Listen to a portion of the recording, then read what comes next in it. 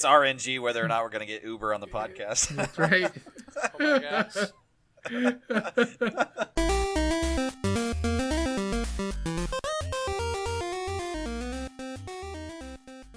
Hey everybody, and welcome back to 4-Player Co-op. I'm Gladys, and with me as always are Cryptic Panther. Hey everybody. Doing work. What up? And Uberyoutuber. As always, I'm here, guys. Yeah, right. Hey, those are your words, not mine. You said as always.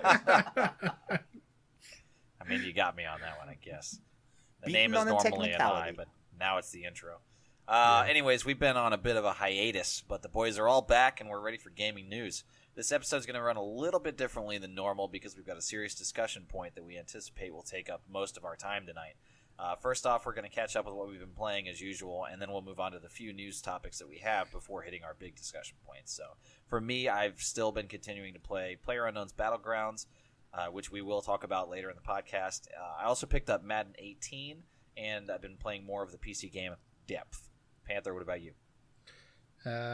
I've played and finished Uncharted Lost Legacy. Awesome game, loved it. Had a blast playing it. Can't wait for more Uncharted down the road. And a little game called Destiny 2, which I've played pretty much. That's it for the last fucking week. Yeah. So I'm back into the Destiny world once again. The grind. And impressed. Back on that D. And Sounds like yeah. a waste of time. Okay, Fraser. Work, what about you? Oh, Oh boy. Yeah, little game. Destiny 2. It's pretty Both good. said the same thing. Yeah, well, I mean, I typed mine out first, so there's that. It's great. I don't have that much time in it. That's one of my main gripes is I don't have enough time to play it. And I typed a bunch more stuff, but I won't bore Baker. I don't want him to fall asleep like one of his live streams. Oh, thank you. It's a great game. Everyone should buy it. Baker's It's a a good weirdo because throwback. he doesn't play it. All right, moving on. Uber, what about you? Yeah, time has been the issue as well for me.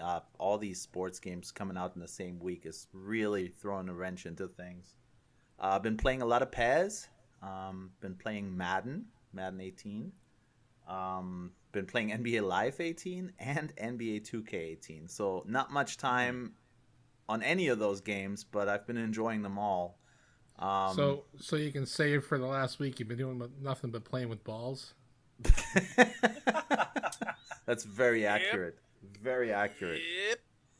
Yes. Yep. Lots of balls being tossed around. All Quick over the- question. How does NBA Live compare to 2K? Is it still garbage?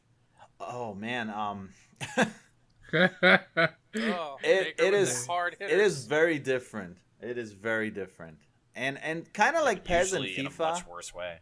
Kind of like PES and FIFA. I play them for different reasons. Like I play a certain mode in Live, and then I play 2K for different modes in their game. But I don't. They made huge strides. It's definitely not perfect. I'm not gonna lie and say it's you should get this over that. But at the same time, they made great strides. I think it's $40, so it's a lot cheaper, than a full retail price. And I think they're on the right track. They're for sure on the right track. But I think they got a little ways to go still. So, yes, it's not as good as 2K. Well, you pop 2K and it just feels so polished. So polished. And when you play NBA Live, you do notice some deficiencies. I mean, you just do. But the thing is, though, I noticed I've been actually having a lot more fun, like playing the street mode on NBA Live than I have been on 2K. So it all depends what you're into and what you're trying to accomplish in the game. You know what I mean? Now, I've also done a lot of simming.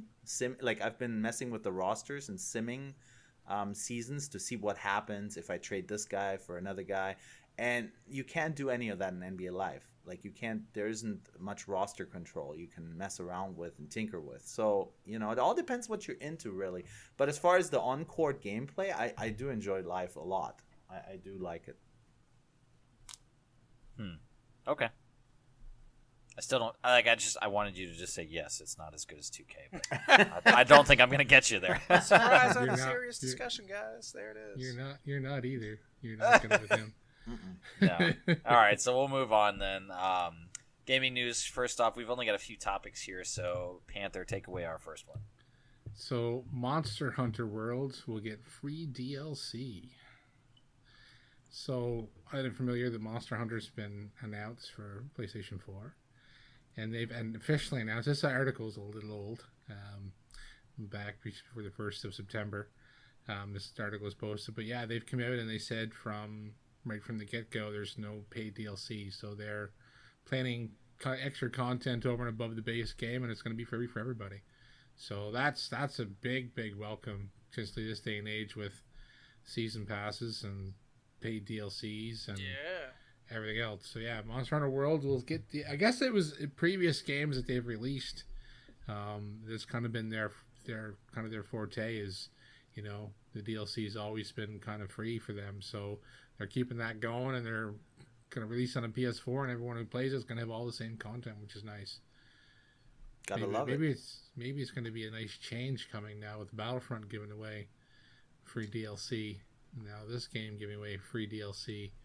And Battlefield 1 switching basically to giving the shit away too.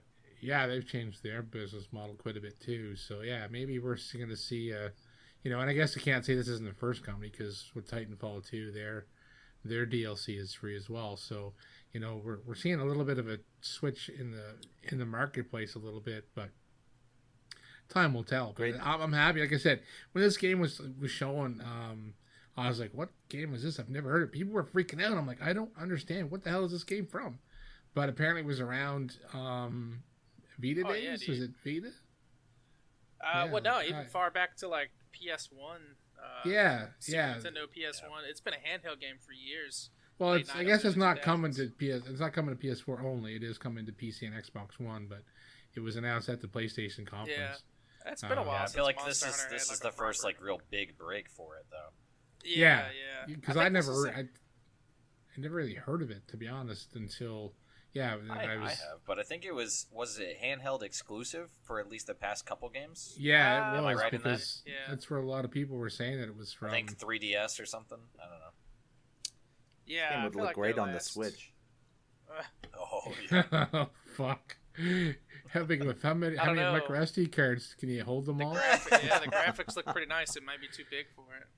Yeah, you need six. You need 6 micro SD cards. Which don't exist yet. You need an SD card hub. An officially licensed Nintendo SD hub. That's right. Yeah, that you carry along. Ports. So you can plug them all in, and that way you can just read off the next one on the list. It's like a little exercise band to hold your iPod or your phone on your arm. I think the SD hub will be plugged into your phone actually, and then it's going to wirelessly transfer the data to the Switch. Yeah, that's easy. Straightforward. Anybody can do it. You can plug your SD cards into your headphones or your phone. All of these are plugged into your Switch anyway. Might as well plug it right up your ass. New boom microphone with inline SD card slot and volume control. Yes. and phone charger. Yeah, that's right. Oh, man. And a micro power generator to power all this shit. That's right. 2,000 milliamp hour battery inline. 600 feet of extension cord. Switch compatible 30 amp extension cord. Not included. Sold separately. Stupid ass Switch. Oh, fuck. It's too easy. Oh my gosh. But it's so real. Oh my gosh. And so sad. Anyways, good on Monster Hunter. This has been a game that I've known the name of, but never really looked into, just because it was in the handheld market. So I knew there was no chance of me picking it up. But now with a wide release on current modern consoles, obviously I have the capabilities to play it. So I might pick this up. And free DLC is always welcome, for sure. I'm interested in it. I've watched some of the gameplay videos and stuff, and it's something that seems like it could be fairly interesting. And apparently there's some co-op playing as well in it. So. Yeah, so I'm definitely, it's on my radar for sure. I can't wait to see some more and hear some final information on it. But yeah, free DLC. I've always associated it with like Pokemon and just never given it a chance. Maybe that's what. Yeah, same thing. Yeah, I've never made that association. I don't think. Well, I mean, coming up, I had friends that played Pokemon, and those were the same friends that played Monster Hunter. So I guess just using coming up and Pokemon in the same sentence is hilarious. Just being like kid racist. Accurate on what's happening right now. Video game racist. Oh yeah, things are coming up. Phrasing. Yeah. All right, moving on to our next topic here. The Atari making a comeback in a different way. Talk us through that. The Nintendo Switch killer. Whoa. Atari has announced, unveiled a new console to come, but they also have announced a 2600 style, or Nintendo Switch style, little handheld home console hybrid device that's based on the Atari 2600. The price has been revealed, at least in the UK, at, what was it, $34.99? Yep, $34.99 in the UK, so I'm figuring that's probably going to be about $40 US, $39.99. Looks pretty straightforward. It has 50 games preloaded onto it, all your classics, Pong, Centipede, Millipede, etc., etc. No SD cards needed. Nope, no SD cards needed. Has a 3.5 millimeter AV output on it, so it's probably going to be RCA. Looks like the batteries are replaceable. It's got this chintzy little one Phillips head screw door on it. Probably runs on a couple of AAAs or something. Yeah, AAA batteries. Key fob. It's got a 2.4-inch screen. Yeah, it's like a cell phone from the 90s. Yep. Yeah, pretty much. But yeah, I mean, I don't know. You guys think they're just trying to get in on some of the retro craze? Oh, for sure. Like get it while the iron's hot, so to speak. I think so. And there's certainly a market for it. With the past two, the last Nintendo retro console that they did and the one upcoming, there's been a huge market for it. Yeah. So that's for Nintendo, which, I mean, it should pretty much be without saying that's got the stronger catalog of things to play. Atari is not really quality gaming as far as from what I remember, but there is still a market for retro games, absolutely, and honestly, this price is extremely fair because these old games you're paying less than $1 each, and for those games, I'd say that's current value. Yeah, dude, man, if I was like a 10-year-old, this would be a bitchin' thing to pull out of my stocking at Christmas time. Totally. Yeah. And then there are also, I mean, people like us who played some of these games growing up. It's kind of got a nice retro feel to it. Wood grain finish. But sometimes, you can't always go back though. Yeah, I mean, it's one of those novelty items, right? You'll pop it in, and you're like, oh yeah, I remember this game. All right, now I'm gonna play Destiny 2 again. Now I remember how bad video games were back then. Yeah. No, but for me, this is kind of scratch an itch. If I'm, at work, like I take hour lunch breaks, and it takes me maybe 15, 20 minutes to eat. So I just stick around on my phone for the other 40 minutes and play with myself. So if I had, an Atari handheld or something, I could kill some time playing Pong or Centipede or whatever. Yeah, you could definitely. Take a break from Pornhub. We've had two startling revelations here in the last 5 minutes, audience. Number one, if you've eaten any baked goods while Baker has made it work, you've probably tasted his dick. Well, I mean, two out of all penis the games, cakes is my main market here. So I mean, are you surprised? No, this is well, I'm not, but our audience, both of them, they might be. So True. And secondly, out of all of the games that Uberyoutuber could have went to, say he was going to go back to playing, he said Destiny 2. Just throwing that out there. Yeah. All the games. That's definitely the less important point. He went with D2. No, I think it's a very important point. Just trying to stay relevant. It's a keyword. It's a buzzword. No, but I think the value for this is great. I think Atari is smart for not pricing this extraordinarily high. Yeah. And even comparatively to the Nintendo throwbacks, this is cheaper, arguably you get more, at least potential content. Now, obviously, these games were much, much more simpler.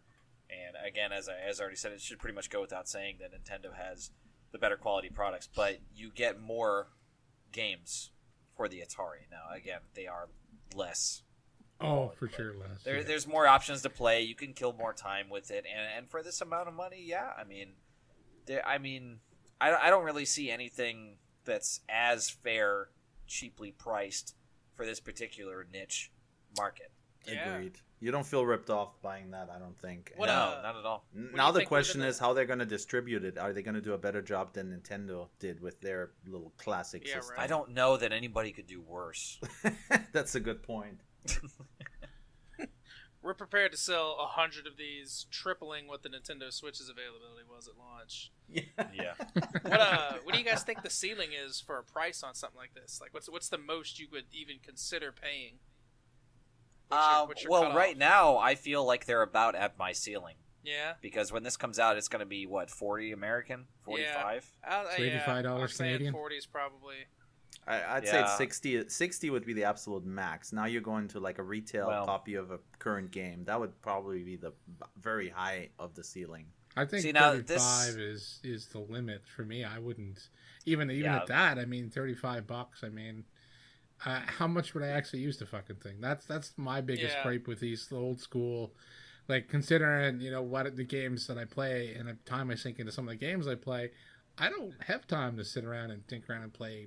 And with my job, I don't take hour breaks. And, well, for me, this is actually something that I would think about getting for my daughter. Now she's only turning 3, in January, so she's not really like fully invested on sitting down and spending a lot of time on one particular thing. You know what I mean?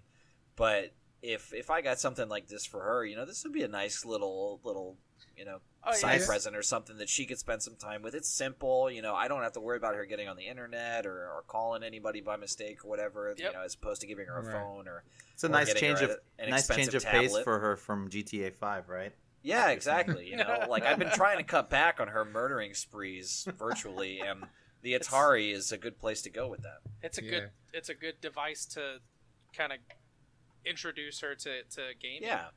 Yeah. Start her off at what could arguably be, the beginning of modern gaming. And, these games are simple enough for her to understand and everything. So I think that's going to be probably the biggest drive if I do buy this is to see how my daughter interacts with that. That's a great point I haven't even thought about because, I have the Switch and oftentimes my son tries to play, Splatoon or ARMS and he's 5 now. But I got to tell you, like, even the Nintendo Switch games, aside from Mario Kart, where you just, a button for gas and a button for brake, some of those games are still too complex for him to games really. Now are very complex. Yeah. And as simple as Splatoon looks and stuff, it's still he's 5 and he's just not there yet. So you might be right. This is a good way to introduce your young ones to games, non-violent, simple, and fun, family fun. Yeah, and not connected to anything else, which is a lot of parents' concerns. It's not particularly mine because, I don't know how much trouble she could even possibly get into right now if I handed her my phone. But, like, I'm not terribly concerned on it, but I know a lot of people are. Mm-hmm. Right. With giving kids access to either the internet or possibly, calling the police or whatever, or messing up something like my settings or switching something on my phone or possibly dropping it and breaking it. That's a big deal because phones are going for $1,000 now. So something like this, $35, something simple, something, kind of secluded from the rest of the internet and everything that she could still possibly have a lot of fun and really enjoy and like at her play level.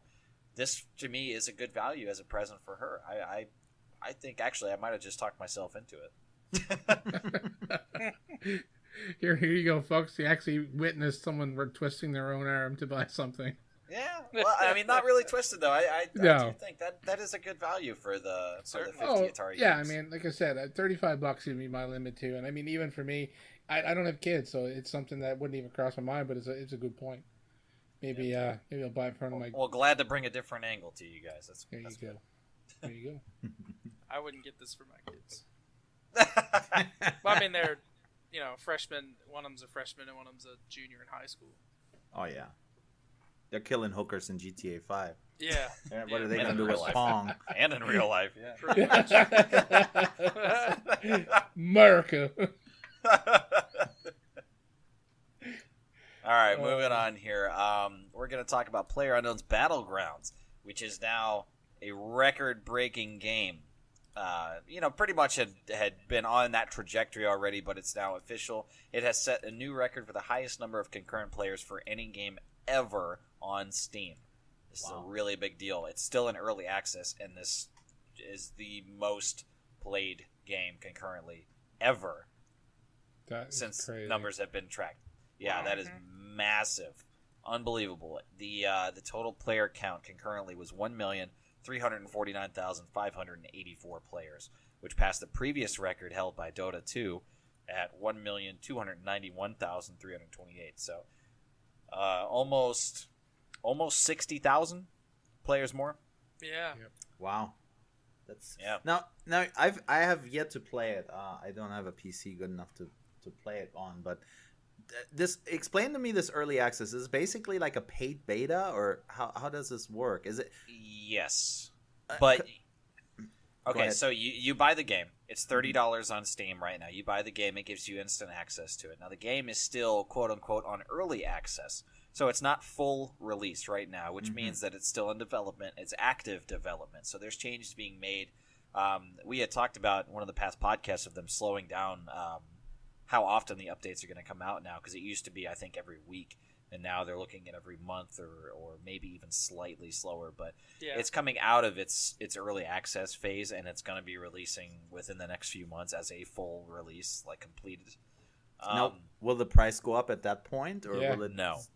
Well, for anybody and the price that you paid, the $29.99, that gives you the full release as well. You continue to play it. You don't have to buy it again. So you're not just buying in for just the beta or a lower price for the early access or anything like that. You're paying for the final product before the final product is here, because it's still in development. So it's kind of a foot forward from the gamer side to the developer, saying, I believe in what you're going to do, and here's my support already.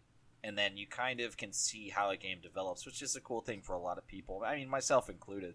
So it's cool to see the improvements and where they've come since I've started playing. And when it goes to full release, I will have, all the experience of playing so many hours beforehand as well. So the price of the game may go up for new purchasers, though. I don't believe so. It's sold over 10 million copies right now. Right. I mean, most games, though, this is probably going to be one of the few that probably won't, because of the amount of money they've already made off the game. Right. But I'm saying most games early access are usually sold at a discounted price. In other words, to help fund more production, right, more development. So then when the game finally launches, sometimes they go like, it was $20 for the access. Well, the full release is like $40 or $35. But this might be one of the few that may not, because of the fact of the amount they've already sold, versus some games early access don't have these kind of numbers even remotely close. Right. So I don't think that it will. I'm very confident that it's going to stay at $30, and it's also just about to come out on Xbox One. So, Uber, you might be able to play this sooner rather than later. Yeah. Fuck yeah. I will try that. That is one game I'll definitely want to try, because it looks really fun. Yeah. But I'm super interested in this early release stuff, because the day and age we live in now, and I kind of, you guys know I play a lot of sports games. That's kind of, you buy the sports game and then they continue developing it almost throughout the year, and they add content to it. Now, they don't call it an early release. They call it the full retail, but they do continue to work on it. It's just interesting to me that this is an early release, and 10 million copies? That's just a crazy amount of... Is this going to be one of those games that's just going to live forever? Like, Counter-Strike and like those kind of games that are just years and years? It may very well be, yes. There are a lot of... It's actually, for me, my first introduction to the specific genre, but there is now blowing up the genre of Battle Royale games. That's now a term that is used to describe a game, Battle Royale. And this is the one that kind of popularized it. H1Z1 is also technically, I think, a Battle Royale game. And Fortnite just released a standalone edition separate from their main game that is Fortnite Battle Royale. Yes. That does the same thing. Wow. I used to have a WWF Battle Royale video game on my Super Nintendo. So I would argue with you that that's where it all came from. I remember that. I used to smash people with Bret Hart. Oh my God, it's Uberyoutuber with a steel chair. Yes. My God, it's a bloodbath. My God. Although the greatest Uber, so have you played multiple wrestling games over the years? Or was that like the only one? I only played the ones in the WWF era. I played them all then, but I have not played like WWE 2K, none of those. No, but I did play like SummerSlam, and they used to have the. How about, did you have an N64? Did you play WCW versus NWO Revenge? I believe so. Slash the Gate, greatest wrestling game of all time. Yes, I had so much fun with that. Oh my gosh. Yep.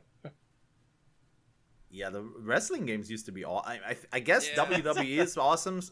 I don't know. I haven't played it since the Nintendo days. Since they used to be separate. Like there was the Raw game, and then there was the SmackDown game, and I think the last one that was SmackDown exclusive with Brock Lesnar on the cover from like 2004 was the last one that I played.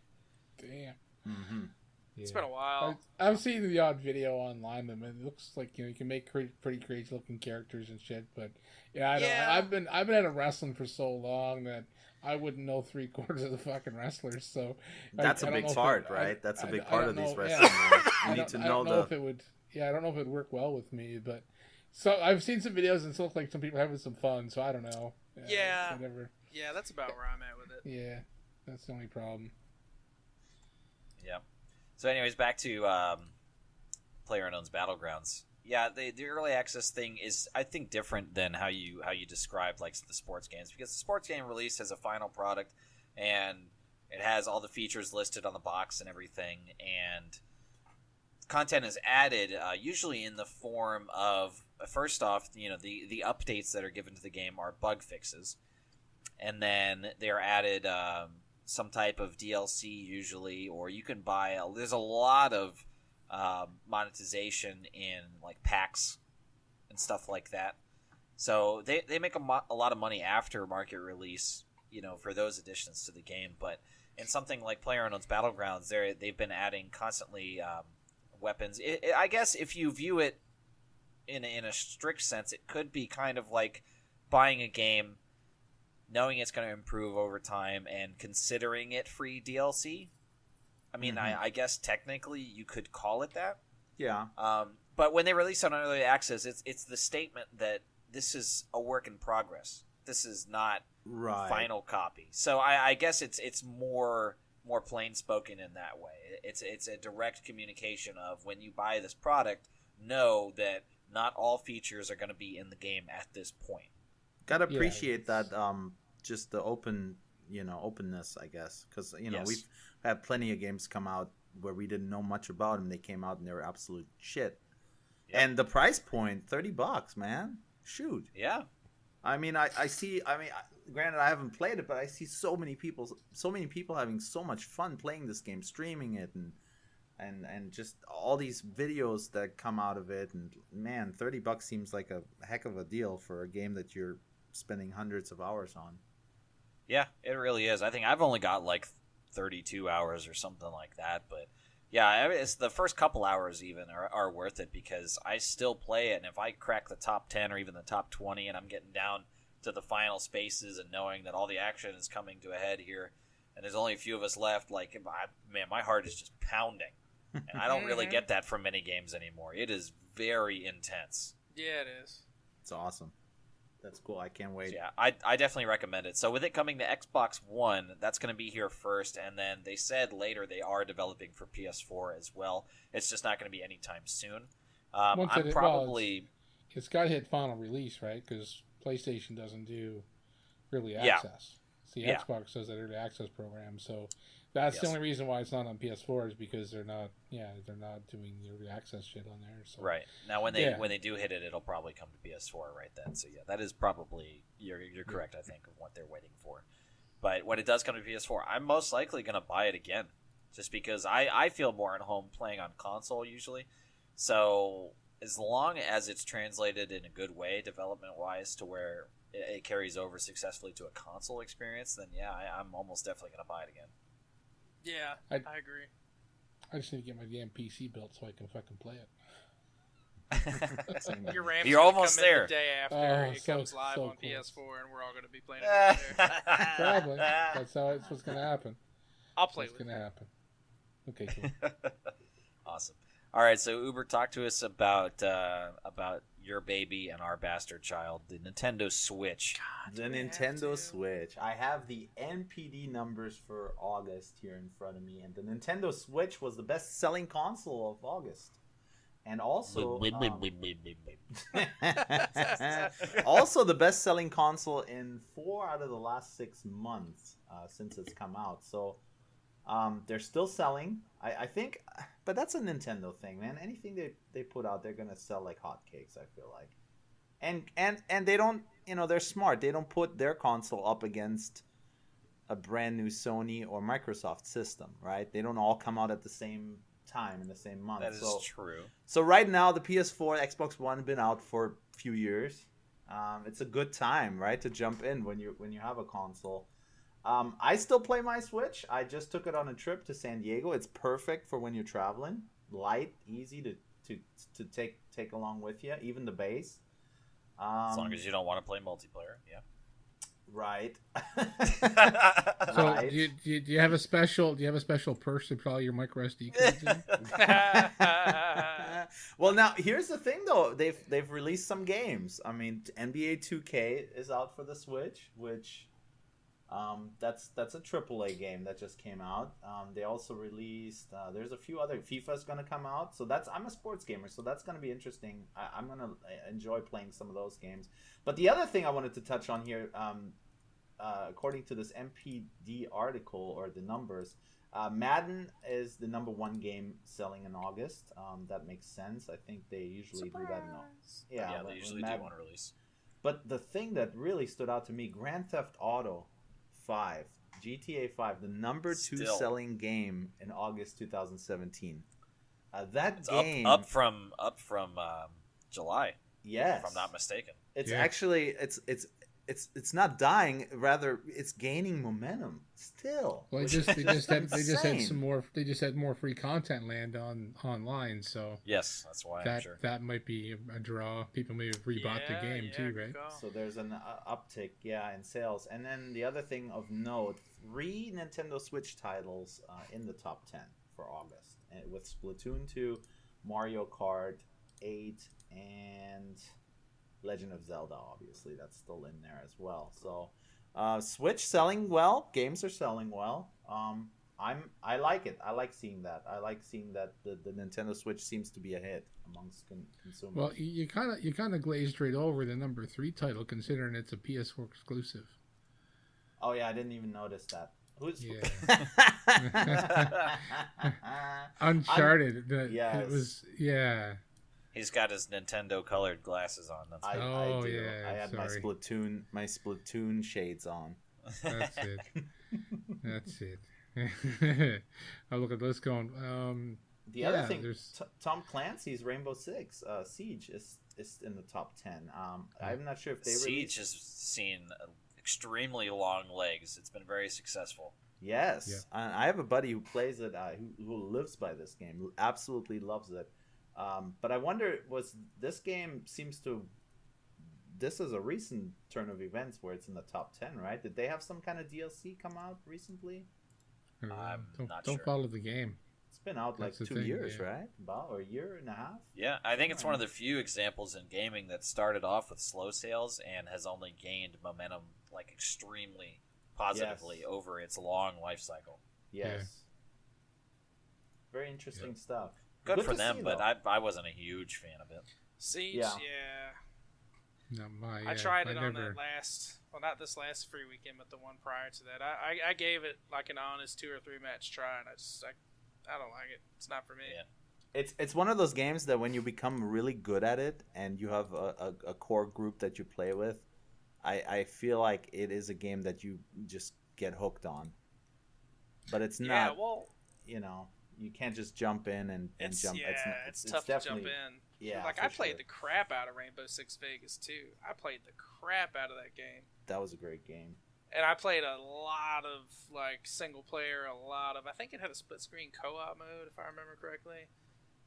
But I had a lot of time in offline mode to have the mechanics and to understand all the gadgets and how everything worked. And trying to jump into Siege without knowing any of that stuff or having the mechanics down and how the guns feel, You just get slaughtered, and that's no fun. It's just not fun. Agreed. No, the learning curve, especially when you jump into a free weekend, because you're, all the people, it's feeding on the noobs, right? Yep. Like the Christmas how we noobs used in to do Battlefield. that. I was just about to say that. Yep, Christmas noobs for Battlefield. Noobs and Battlefield. Every year we could count on it. Yeah. My KD to actually be nice and high, usually for a day or two, until I learned how to shoot back. It's like, oh shit, guys, they found the R2 button. We're doomed. Yep, pretty much. Yep. So yeah, I guess woohoo for Switch, but Gonna be a nice transition here. how long do you anticipate? How long do you anticipate the Switch being successful? Well, at least through this holiday season, I would think, right? Yeah, I think it's gonna die after that. If the supply keeps up, if they keep the store shelves stocked, I would think it's probably gonna it probably will be the top selling console for the rest of this year, I would think. Unless Sony comes out with some crazy bundle that people are just gonna snatch up, but I think the Switch is probably gonna dominate the rest of this year. But then when the Scorpio drops or whatever, it's not fair to say the Switch is gonna dominate because no one's been able to fucking get one up until now. So that's why their numbers are big now, because they've fucking been shorting the market to drive up demand. And if anyone listens to my rant on my channel, they already came out and said that they can't even guarantee they're gonna meet demands for Christmas, like fucking 3 months early. Yeah, but is that a hype statement? Is that just to get people, run into the stores? It's part of their marketing scheme, yeah, I think. That's I typical totally Nintendo. Think Their tagline is we don't ship consoles.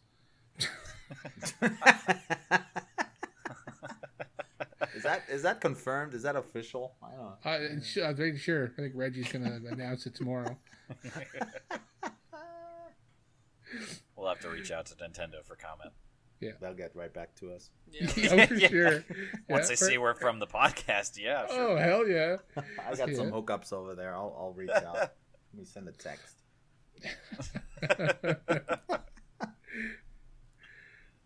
Okay, all right. So we're all done with our gaming news topics here, halfway through the podcast, or at least the normal time for the podcast. So now moving on to our big topic. Our serious topic, and before I'm going to have Panther lead us off. Before he does, I want to read something just very shortly to you guys. The definition from dictionary.com for the word gamble. Verb, used without object. Number 1, to play at any game of chance for money or other stakes. Number 2, to stake or risk money or anything of value on the outcome of something involving chance. Seems pretty clear-cut to me, just saying.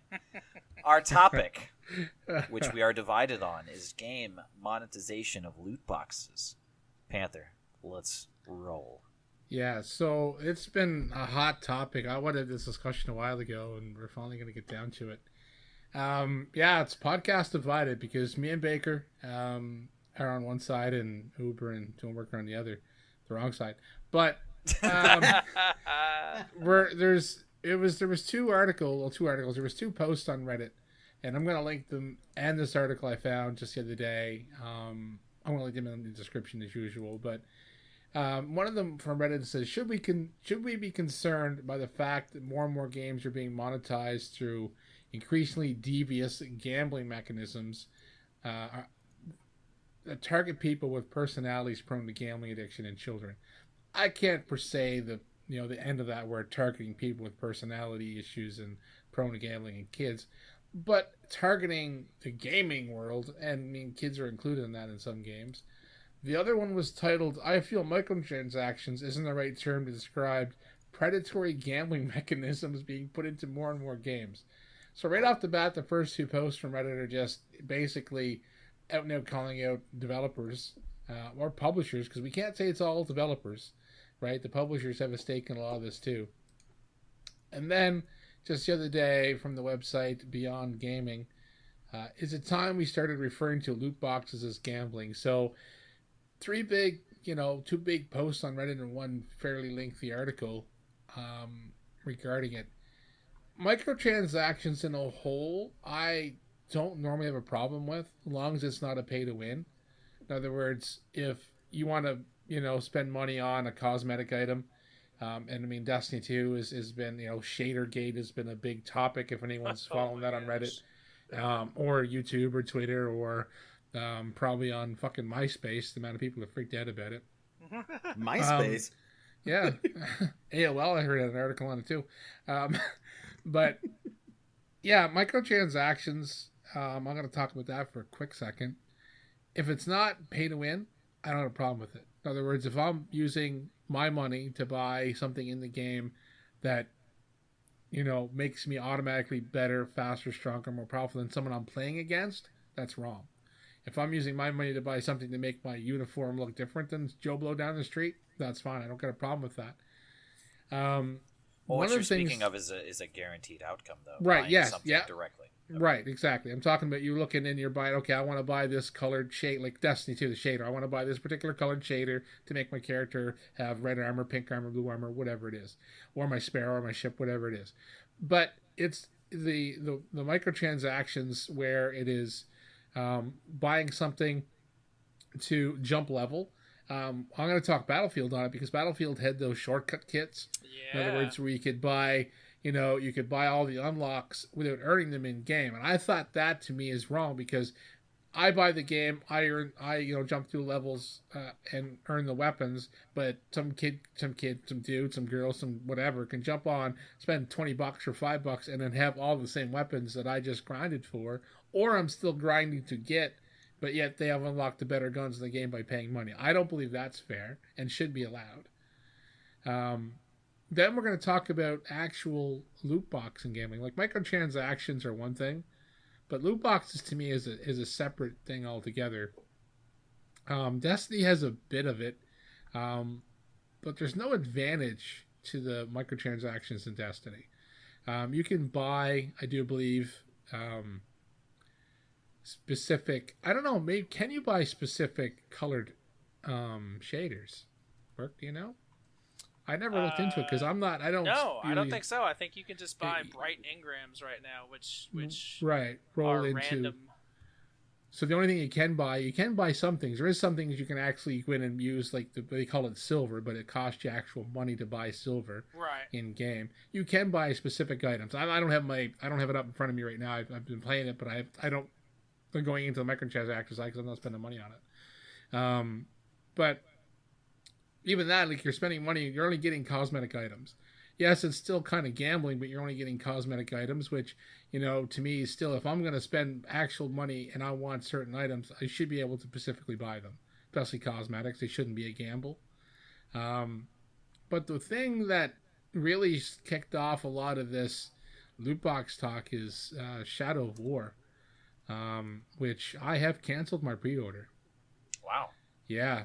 I canceled my pre-order on it. The two things that kind of bothered me was the fact that loot boxes, I'm like, oh, whatever, I don't spend real money on in-game stuff. But the fact that you can actually, in the loot boxes, randomly get specific characters, only able to get them through gambling with loot boxes. And you can get loot boxes in-game but by earning them, or you can buy them. And then I'm like, oh, whatever, who cares? It's single player. Then they announce a multiplayer add-on. So the people that, it's going to be, oh, well, I want a better multiplayer experience, so I'm going to buy these loot boxes, which in turn is where we're going to come back to the term of gambling, because you don't know what you're buying. It's like buying a lottery ticket, buying a scratch ticket, To me, it's getting to the point now where it's over fucking bored. I mean, microtransactions for cosmetics, I don't care. If you want to spend money to have, a pink fucking helmet, don't give a shit. Spend the money. It doesn't bother me. You spending that money is going to fund the next game for me anyways. It could potentially fund some free DLC. Look at Grand Theft Auto. They have shark cards where you can use real world money to buy in-game money. That is why we continuously get free content in GTA, because the amount of money that is spent. Yeah. Would blow you away. I'd like to see their numbers. Yeah, in a year, especially over the amount of time. Because the amount of in-game currency it takes to buy anything is just astronomical. I watched one YouTuber. He spent $50 in one of his videos just to buy one fucking plane in the new DLC. 50 actual real world dollars. You know, like that is. I'm sitting there going, holy fuck. But see, he doesn't play it other than he just plays the DLC, fucks around, makes a few videos here and there. Like some people, that's all they do is grind for money. So I don't know. Is that pay to win in an online game where you can go and just buy all the best stuff? Is that still pay to win? If it's changing game mechanics or giving you an advantage, I mean, for me, the single easy response is: does it give you an advantage over other players? Can you buy an advantage? Yes. If the answer is yes, sure, yeah, then I'm against it. Yeah. So I mean, you're talking about having C4 versus not having C4. Yeah. Right. Or something, something along those lines. Yeah. Being But able the to thing get an is, assault but the rifle thing versus is, Uzi or something. But the thing is, the online multiplayer for GTA isn't the competitive part. Right, isn't yeah. the free roaming, right? So like the free roaming is where you're getting just trolled on and smacked on by other players that have the money to buy all the C4. Doesn't affect the actual missions because, you don't play with randoms in missions. You play with, you can, but you play with your friends in the missions. So right, yeah, technically it's not a competitive online environment. So that's a little different, I guess, when you really break it down. It is buying an advantage, but you're playing in a public lobby. You're not playing in a competitive style where you're winning and losing money or rounds based on their money. So I guess we can say GTA is not technically pay to win. Technically. No, because GTA isn't competitive. I think that's the crucial difference. Yeah. Okay. Right. So we'll go back and we'll say okay, we'll talk about we'll use something fairly relevant. We'll say Destiny 2. Okay. So one of the guns that you have to you have to beat certain mission in the game to get this one gun that's the best gun in the game versus I can jump online, spend $20 and I can buy the gun. And then you can go into the competitive multiplayer side, the PvP, and have the best gun in the game before anybody else, or just by buying it. That I don't agree with. It doesn't happen in Destiny, but that type of game model I fucking hate, and it needs to stop. That's the problem with free-to-play games, because technically they're not free-to-play. Those are pay-to-win. Right. No, they're free-to-play. They're not free-to-win, though. They're pay-to-win, as you said. They're pay-to-win. So free to lose. Yeah, there you go. That's right. Free to lose games. That's what they should be called. So the big thing with another thing with God of War, Shadow of War, the reason that I canceled mine was the whole debacle about the donating money through the paid DLC for the fellow that died of cancer. I half-assedly defended them on Reddit because people were saying that they were talking. They said, Warner Brothers set out to make money off this fella's death. If anyone's not familiar with it, one of the game developers for the game, he passed away from cancer. So what they were doing is they were making a DLC character that you can buy day one, and the money was going to go to the family. Well, it was found out that only money spent in the United States was going to charity. So anyone outside of the United States that bought the DLC, the money was going directly to Warner Brothers, or the game developer as well, so probably the publisher. And also not every state was involved. There was like 7 states that do the laws or rules for their charity stuff in gaming or whatever it is. There were 7 states that their money wasn't even going to the families. So like 40 some states, and that's it, not even counting the rest of the world. So a lot of people were up in arms over that. And I was like, well, right off the bat, people were jumping down their throats saying it's like, they're profiting off cancer and someone's death. I said, I don't think they probably set out to do that.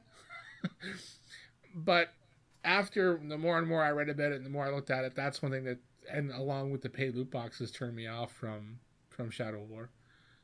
Really disappointed. I canceled my pre-order. But, yeah. The whole thing with this loot box is it's getting at a hand. And, I don't know, I mean, pre-podcast, I had to rein in Uber and Baker to curb their discussion before we get into this. So, we were more geared on discussing the gambling aspects, not necessarily microtransactions. Those are two very big topics, but right. But there's still, it's still microtransactions, or loot boxes is still loot boxes are technically microtransactions, right? Technically, yeah, but it's a so- very specific aspect of a microtransaction. Right. Yeah. True. Right. So Yeah. So I want to hear, because you've taken the reins so far in the beginning of the discussion and made your points and what they are. I want to hear from Work or Uber in their responses before I say anything. So one of you two guys volunteer up. So many thoughts on this. Let me, before you take off, Uber, I just want to read the definition of gambling as presented in the article on Beyond Gaming, because it's a little bit different, because we're talking about a verb versus gamble itself. It says, is the wagering of money or something of value, referred to as, quote, the stakes, on an event with an uncertain outcome with the primary intent of winning money or material goods. Mm-hmm. Now, Right. I have a point that goes along with that, but Virtual game. I would like to. Is what you're going to say? Nope. No. Okay. Go. Nope. I would like to hear what Uber has to say. Oh man, so many thoughts. So the way, and you guys know, I have a lot of experience with microtransactions. I mean, it's a lot of my YouTube channel. Like the biggest game that I play incorporates microtransactions, and it's quote unquote a free to play game. Yet there's microtransactions to. You guys still here? Yes. Yeah. Oh shit! We're listening Okay. intently. Sorry. yeah. I dropped something here. Sorry. To get back to that, it's based on microtransactions. There's a lot of them in the games that I do play. Now I look at gaming. It's a hobby, right? Sure. It's a hobby, just like any other hobby. Racing RC cars or whatever it may be. Now,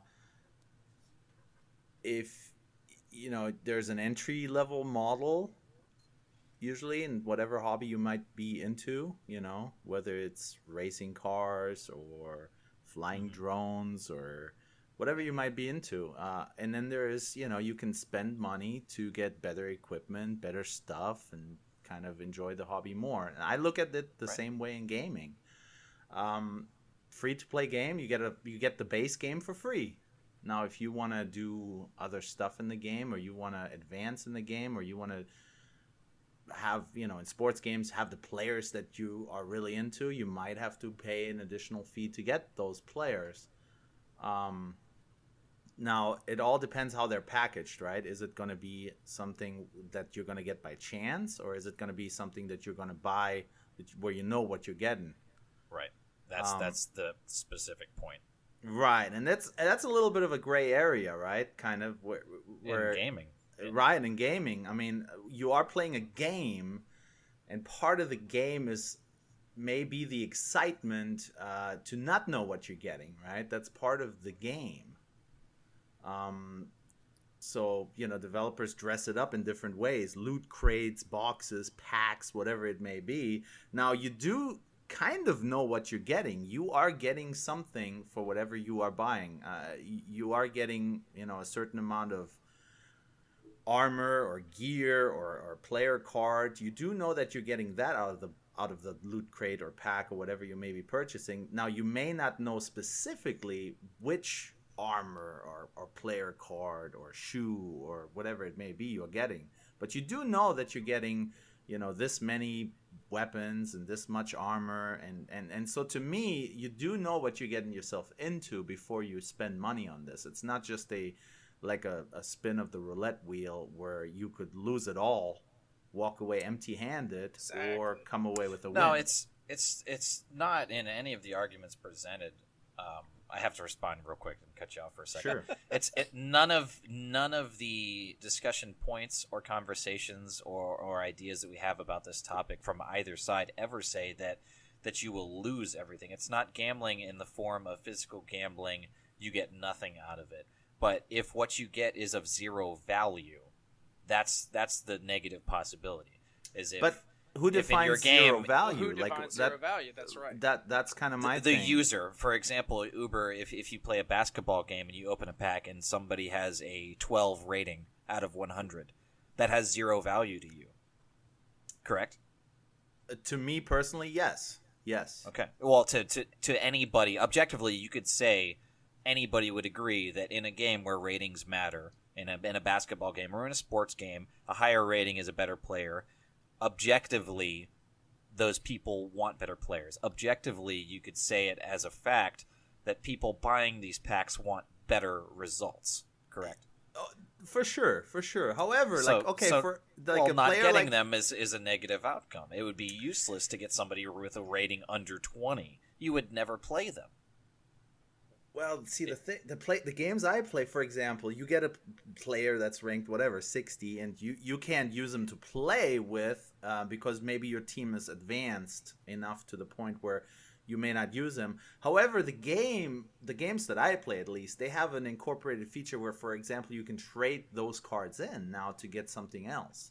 So they're not completely useless. They're not zero value. I mean, they still hold some value. Maybe not the value that you were hoping for, but that is the chance you take. And I equate it more to a chance-based thing rather than a gamble, because when I think gambling, I think casinos, I think sports betting, I think of potentially walking away empty-handed. That, to me, that's the term gambling in my eye. That's just how I know it, because when I go to the or to the fair or whatnot, and I throw the darts at the balloons, I don't really consider that gambling. I pay $5 to throw 10 darts, and I may hit 3 balloons. Now, granted, that might be somewhat skill based, but the claw machine. Mostly skill based, I would say. And for me, that's the difference again, though, is that if you spend money, if you spend your value, your currency on something with an unknown outcome, but the chances are usually as such that the majority of the time you're not going to get something of value. That's the house that's stacked against you. To put it in the Vegas gambling terms, which we think of as actual gambling, it's rigged almost in the exact same way, is that the house wins. They get money. Obviously, if they didn't, get more value to them than what's given to you, then there wouldn't be these systems. They prey off people by getting money for stuff when most of the time there's not a positive outcome for the people buying this. That's how these systems are built. That's how for thousands of years people have gambled, and why gambling persists is because the house wins. Video games are a gray area right now because it's emerging technology. It's not something that's been around for thousands of years as we know it. Virtual gaming, obviously, I'm talking about. So this is, as you said, a gray area. The important discussion that we're having now, and not just us, personally in this podcast, but us as gamers and developers and everything, the discussion that we have to have now is, does this definition have to change? Does it have to evolve based on things that are happening currently? And Panther and I agree that yes, we think that it does, that having people spend real money for an unknown outcome that's mostly going to be negative or not what you're searching for or not of value to the player or comparable value to the money that you're spending on it. If that is what's happening, and Panther and I agree that's what it is, then it needs to be labeled as gambling. Now, here's the thing, though. How do the developers know at what stage you are in the game? Or is it their job to know this? Now, if you just bought a game brand new off the street and you throw $20 on some loot crates, a lot of the stuff in those loot crates may very well be of value to you at that stage in the game. Now, granted, if you've played 100 hours of this game, you've leveled your character up to the max, and there's only a specific small amount of content you could possibly pull from these loot crates, then 90% of the other stuff you're pulling is going to be crap to you. But is it really the gaming companies and developers' job to know at what stage you are in the game and to hold your hand to knowing when you should spend money on some extra stuff and when you shouldn't? No, I don't think so at all. And the important distinction is to think of how developers have handled this. They handle it in a way to where they market something as exclusive or extremely rare or extremely challenging to get through normal play. So either you can't get it by playing the normal game, which means it's an exclusive item based on this chance, or it's an item that you can only get end game or by beating something that's extremely challenging. None of the items that they advertise as you could get this thing is ever something that's easy peasy. You know what I mean? Something that's unlockable on the first level or through a very easy challenge, do 5 jumps over or hurdles over a fence or something in a game. Like it's always something that they believe has value to the gamer. They are marketing something of value. That's their bait almost to getting people to buy this. So developers have handled this question. They're already doing it. They're giving you something that would either be too challenging to kind of take away the incentive of trying to get it yourself and saying, oh, here, this would be the easy way. Just give us a little bit more money. They're already handling that question. No, they're not tracking your progress because that's not important to them. What's important to them as a business is to make money, and how they do that is to incentivize how much easier it would be to give, or how much, you could just go ahead and outright buy this for a little bit extra money instead of grinding and spending so many hours or having to beat this boss that's super challenging or something like that. They've already handled that question. And the answer for them is money, money, money. Yeah, I mean, you're paying for a shortcut maybe, but also, to me, I always go back to there's a base model, and then you want your Camry with hubcaps, or you want wheels and navigation on that thing, you're going to have to spend extra money on that. Right, yeah, but you're talking about specific outcomes, which you can't guarantee through the game. Well, that's again. So if we move past buying a specific thing, we're talking of just RNG based chance. See, the thing is, let's try to stick to that. If you're talking loot crates and stuff in any game, and you're paying real money for a loot crate to win, the loot crate's better level by your character. Like in Destiny, and D1, if you did your character and you put the best gear on when you turned in an engram to decrypt it, just find out what it is. That was the thing, is you have your best gear on because it was always your highest level was going to be a little bit better guarantee to get something. Well, these engrams were just earned in game. You couldn't buy them. So in Destiny 2, they've changed it where you don't have to have your best gear on, but it does still reflect off your level, because the earlier stuff you get in the game is not like, the most powerful, because those stuff happens later in the game. So any game that has loot crates, that has a leveling system, those loot crates better fucking produce shit per level. You shouldn't log in as a day 1 character level 4, run around and unlock a sword that's a level 100 can't even fucking get. Like, that's the thing. If their RNG is still based on level, you're going to spend money day 1 and you're only going to get the shit that you should be getting day 1. So you're fucking throwing money at the screen for no reason. Like, unless they state that said you can unlock, and say, we'll take Shadow of War day 1. You can't get this level 50 sword unless you're level 50. But day 1, if you buy loot crates, you have a chance of winning a level 50 sword. Can you wield it? That's the thing. Like, can you right? I'm saying, can you put it on your character, and can you use it? Well, what the fuck? That's what he's saying. No, is right. That's the thing. Yeah, you can unlock a level 50. Yes, right. But it does you no good until you're there. Exactly. So why are you bothering spending money on it? Like, that's a lot of. Well, yeah, but that's a different. Well, discussion. Okay. What if you can wield it? Well, if you can, that's different. Yeah, that's different. Right. So you're turning into a gambling situation and a pay to win right off the bat. And if it's a single player game, that's what a lot of people are the bigger upset point is all of a sudden these loot crates you can buy, you can get special ogres and everything else, and then all of a sudden now it's got multiplayer aspect. I'm thinking the game wasn't delayed due to development issues. I'm thinking they were trying to figure out a way to make more fucking money off it. And these loot crates all of a sudden were announced after the delay. They weren't announced until after they talked about the game being delayed 3 months. But, that's the universe we live in now. Like, I feel like people are bitching about the microtransaction, yet they are applauding the free DLC that the games are producing. Well, what is funding that? Like, it's almost, you need it. You need it in today's game. Here's the thing. These gaming, the publishers that spend tens of millions of dollars on advertising don't need to. That's the problem, is they're spending way too much on certain aspects of the game. We don't need $10 million in fucking advertising. I don't need to log into YouTube and see the same fucking 6 PlayStation or Xbox or whatever fucking gaming commercials repeatedly on every video, because I'm once the game's announced, if it already has a following, new games are a little different. New games are different, but like, every time Call of Duty comes out, how much fucking money does Activision waste on Call of Duty advertising? So then they got to put fucking microtransactions to make their money back. Oh, you got to buy a pink fucking gun. You got to buy this. You got to buy that.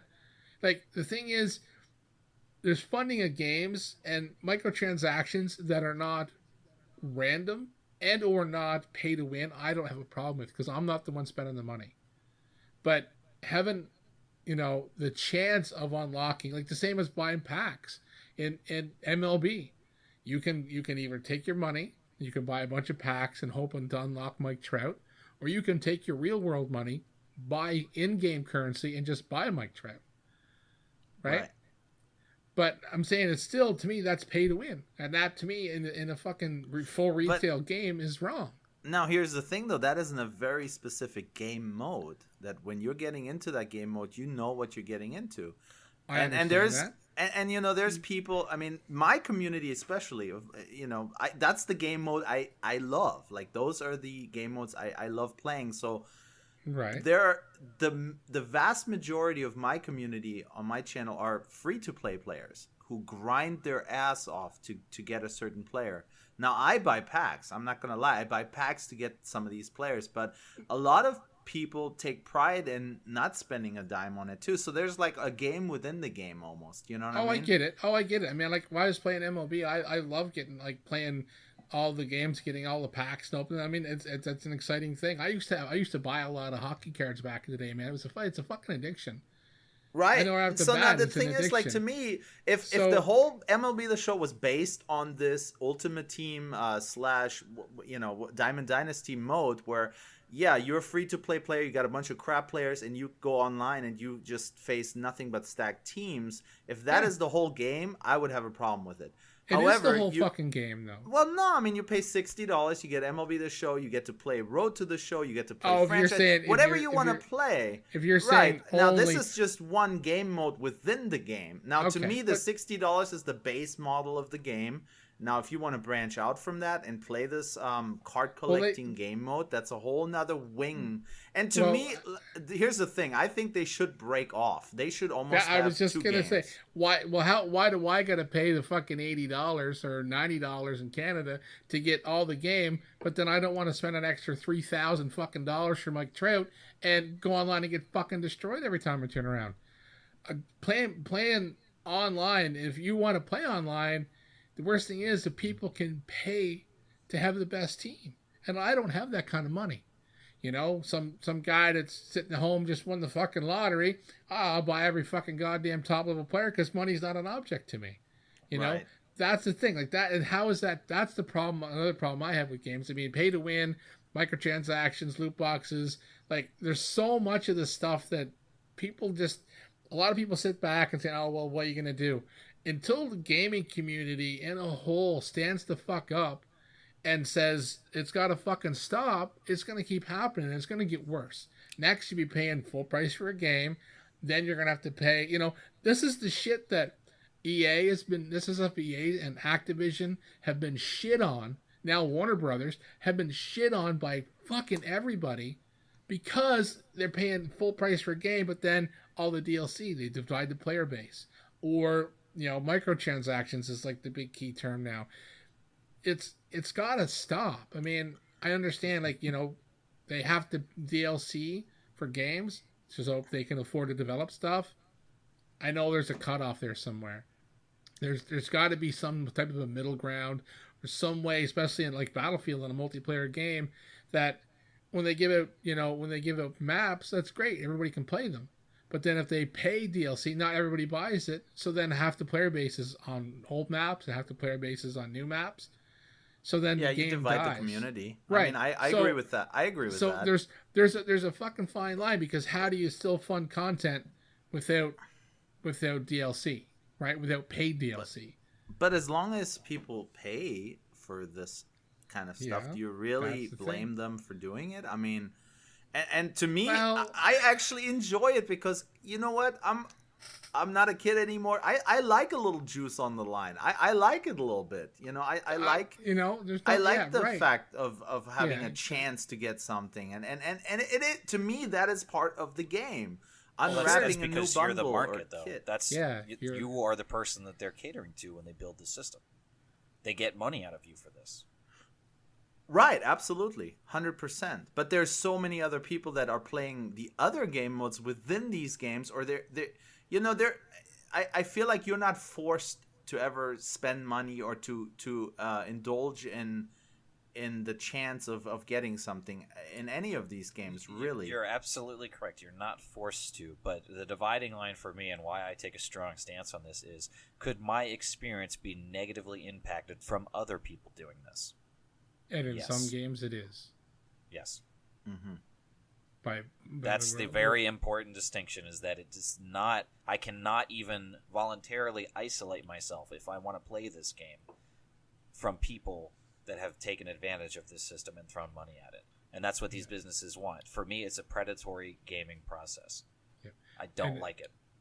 And it's just, and I mean, even still, well, if you look at mobile games, I mean, we talked in one of the previous podcasts, me and Baker made a comment that we were playing a mobile game. I deleted it like not even 2 days later because I mean, the game was fun, but every time you turned around, well, I have to wait an hour and a half to get this thing unlocked to play it a little further, or I have to, I can't play any further for 3 days because I gotta wait for the timer to get more gems to buy. That it fucking sickens me. The game was fun. I'd rather pay like $3.99 for the game and have it just so I can play it, instead of having to wait or to spend money to buy in-game currency to allow me to play. Like that is, but that's why now was it a free game that you downloaded? Yeah, right. Now that's my thing though. It was a free game, right? That but you got enjoyment out of for free. Like, what do they owe you? They don't owe you anything. They already gave you an enjoyable experience. Right. I never said they owed me anything.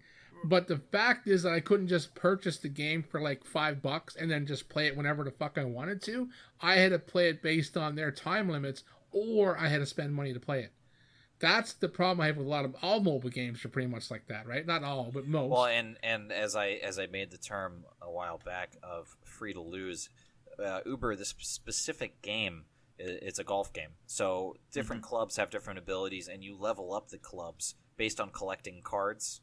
Like, you can collect like 10 of the club, and then you can upgrade it. The next upgrade is 20 of the club, etc. Are we talking Golf Clash? Yes, Golf Clash. Oh yeah. So do that immediately. it I'm takes on it time. like Blue Bonnet. Yeah, it takes time to upgrade these things, and in order to speed up this process, you can buy different packs, and you can buy chests. Is the term that they use in this game? So you can buy. Essentially, you can buy upgrades to speed up that process. Now, for me, I'm still in the beginning bracket on this, so I don't have extremely good clubs. And the better clubs are literally better results. They can drive farther. They're more accurate. You can get backspin to the balls. You can even buy specific balls. So, for me, it's great that I can buy balls because, personally, I don't have any. But we know that. No, the phrasing. the stats are better, that you can spend money and get better stuff, and it's a purely competitive game. There's no single player. It's only person versus person. So somebody could spend $5, have incredibly great stats, and me just trying to enjoy the game, shoot a couple holes while I'm on lunch break or whatever, I could lose time and time again. And you have to put down coins in order to play. It's not just you can play forever and into infinity. So if you run out of coins, you can't play the game anymore. If you lose matches, you lose coins. So people beating you from spending money will ruin your game experience. Exactly. Literally translate to exactly that. So that's an extreme, version of the conversation that we're having. Before we go any further, though, Work has been incredibly patient. It's been at least 15 minutes. I want to hear from him. Yes. So respond to something. Aside from the last thing that I just heard, I have heard very few to no situations where people spending money actually makes the game more enjoyable for them and less enjoyable for other people, or is a pay-to-win advantage. Now, Golf Clash, I play Clash Royale, which is from the same people. It's all Supercell, and That I will give you that in spades. That is pay to win all day long, but they don't shy away from it. It is what it is. So let's take. There's 2, maybe 3 conversations that we're actually having here. Yeah. If we get to a point where the norm is spending money makes the game easier for you and harder for the people you're playing against, we have a problem. But we're not there. That's not the norm. Not right now. I would say we're on the cusp of it. I would certain say we're games. not. Certain games. But see, certain games is not the norm. No. 1% is not 100%. 10% is not 100%. So let's take 2 hugely popular games right now. Overwatch. Overwatch has loot crates. You can earn them by playing the game, or you can buy them. It is purely cosmetic. Purely cosmetic. There are no weapons you can grind off and get a gold gun, but it still shoots the same bullets at the same rate. They do the same damage, etc., etc. Destiny. You can buy bright engrams. Bright engrams can contain armor, but that armor is level 3, like the lowest level that you can equip. You have to infuse it with stuff that you have earned from playing the game to make it even viable. And it's not exclusive armor. So those are 2 examples of microtransactions that... Are they gambling? Maybe. It depends on what your definition is, because the definition that you read, absolutely. The definition that I read, not necessarily, because I know that I'm getting something when I buy that engram. I know I'm going to get something. Okay. And then you get, into the dicey area of value, but I can't make a definition of value en masse. That's not my place. It's not your place. It's not anyone's place. That's down to the individual, I don't know. I mean, I again will double down here and say that objectively you can say specifically what has value in a game experience. You can. I think you can. You could take a poll and ask, and anybody will tell you. Sure. Somebody throw a game at me just right now. Any game. What are we talking about? Dance Shaders? Dance Revolution. Dance Dance Revolution. If you... I had to. That's actually a really hard one. You had to give me a curveball. I don't know. Let's say specific songs that you wanted to hear. Okay? If you did something current, something that's at the top of the charts or whatever, you can objectively say, because it's a popular thing that people would want to hear, or that statistically have been proven to want to hear, that has value. You would put that in the game, and people, for $1.99 could add that to their game or whatever. Mm-hmm. That has value objectively. You can agree. Sure. Yes. So we can establish what has value right there. If you throw in something like if I recorded a song, that was just me on a keyboard or something like that, objectively that would have no value for the majority of people. Me as an artist that would make that, even if I thought it was perfect and I shit gold out on this keyboard and thought it was the best thing ever, objectively, for the market that I'm putting this into, it would have no value. And anybody could agree with that. But, I mean, that's not how they package it. They package it, hey, you buy a song for $1.99, you're going to get a song. That's right. And with a chance of getting, like, the newest Bruno Mars track or whatever. I'm not talking, in this specific example, I'm not talking gambling. I'm talking putting value into a microtransaction. Okay. Right, but and Work said that we can't determine a value, and I disagree with that. The definition that you used earlier includes the word value, so it's still the same. I'm looking for. Okay, but we can't. The four of us can't agree that you can determine value, though. To me, it all depends on where you are in the game, who you to are. Myself, but I don't. Yeah, I don't speak for anyone else. Right, and who are they to know where you are in the game, what you could use, what you couldn't use? Well, and most of the, as far as I know, all my experience, they are very transparent in what you are getting. All the games I play, the sports games and stuff, they'll say you're buying this pack for this many coins or cash or whatever. You're getting this many gold players, this many elite players, this many silver players. Right there. Let me stop you and point out they are determining value exactly right there by having different tiers of players. That's the value. So you can't tell me there's no value, or you can't define it. They're doing. I'm telling you, they're doing it in the business practices Absolutely. every day. Sure, But no, how no. do they know if a gold They are. player is of any value to you or not? Like, Right. that's my whole point. They're telling you Well, if you're- exactly what you're if going to get in this pack. Yeah, but if you're talking individual, then it's on the individual. But in the mass, though, there's a value on the item, good or bad, to Let's Of course, keep it everyone. as simple as economy. possible. For the majority of people, you can Yes. determine value. Can we agree to that definition? Yes, I can. I'll give you that. Yeah. That's I a mean, struggle. It doesn't. God. It doesn't really change. It doesn't really change anything though. Well, see, Right. the 'Cause- two 'cause- No, examples- it does, because What? to move the conversation on, because I want to establish some type of agreement before we get anywhere else. So can we tentatively agree that for the majority of people, the developers, the people creating the game, can establish value? Yes, I agree. Developers, Silence from the other side. Developers, yes, because they are programming the content. Right. And Now- they know now, what's going to be of value to the player, right? I cannot determine that value because I that's not.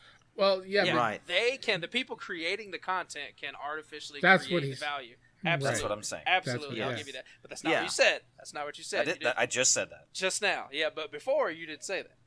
Well, my definition is narrowing to get an agreement out of you now. Right. but there's a value. There's a value in everything. Because Preach I mean, I tell you right now, if you we'll take the whole thing with like what CS:GO where you can like sell fucking gun skins and shit.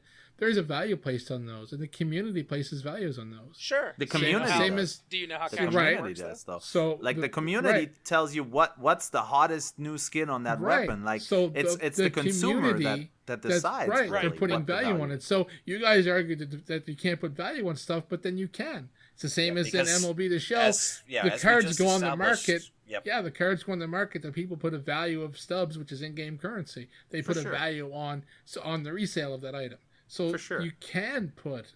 So You both know- both the developers and the community are both putting value on things. Right. So again, I don't Yes. understand how you guys can say we don't put value. But as, No, as I agree with that. I agree but you're with that. but you're sitting 100%. there, but you're sitting in your chair, not saying that this thing is worth $2 to me. That's worth $2 to you, no matter what you say. You're saying that you can't sit there and personally define a value for the masses, but the masses can define the value for you, though. Correct. That's Sure. the yeah, back the, and the forth. point that we're getting stuck on is perspective. Right, and it's- totally. Because a $2 card to me or a $2 skin to me may be, the coolest skin for somebody else at a different stage in their progression. Right, exactly. You know. So what I've been trying to get us to is to kind of take out perspective and look at this as objectively as we can. And that's why I keep using that in my arguments is objectively, can we say this? Can we say that? Whatever. So again, objectively, from the consumer and from the developer side, we can agree value is being established. Yes. I'm not asking you guys if you personally can establish Yes. value for every Yes. item or every transaction, but objectively, value is being established. Yes. Objectively, The- I'm about to whip my wife's ass, but that's another story. All right. Yeah, I'll give you that. Okay. Now, So we have the foundation here agreed upon. Right. The problem and where we deviate is The term those- gambling. the value of these things or items of higher value have no guarantee when you're spending real money for these loot boxes and everything. And that's where Panther and I say we want this practice to stop, and you guys don't. Are we No. correct in saying that? no, you're not. I have not said that I don't want it to stop. I have never said that. But you don't think it's gambling? I do not. Not in the purest. And see, we've listened to two different definitions of gamble and gambling. And Okay. now I'm going to use your word against you. Objectively, when you ask someone about gambling, the first thing that comes to their head is like probably a card game, a slot machine, a roulette wheel where they plunk down money and they make a bet and they're either coming away with something or nothing. Right. In Money all of these involved in a game of cases- chance. Yes, in all of these cases, you are coming away with something. And not only are you coming away with something, but they are telling you this is the pool from which your something will come. It could be one of these items. So you can look at it and go, I don't want any of that stuff and not pay. Or you can go, I really want item number 5 and I'll play this game until I get item number 5. But I know that at some point I'm going to get item number 5. There's no guarantee, though. Sure there is. No, there's not. Well, no, because your definition of gambling, as you just pointed out, was Vegas stakes. Right. And objectively, now Vegas stakes is different from virtual gambling and what we're talking about because, but, as you said, go ahead. Perspective and objectivity. If you ask the average person about gambling, that is what they are thinking about. You have to but that's not the discussion we're having, though. It is. No, we're talking about virtual gambling. You're asking me if microtransactions and loot crates is gambling. That was the base question. Is it gambling? When I say gambling, I think Vegas. And objectively, en masse, people are probably going to think the same thing, yes or no? But that perspective's changing. But that doesn't change the definition of gambling, though. Right.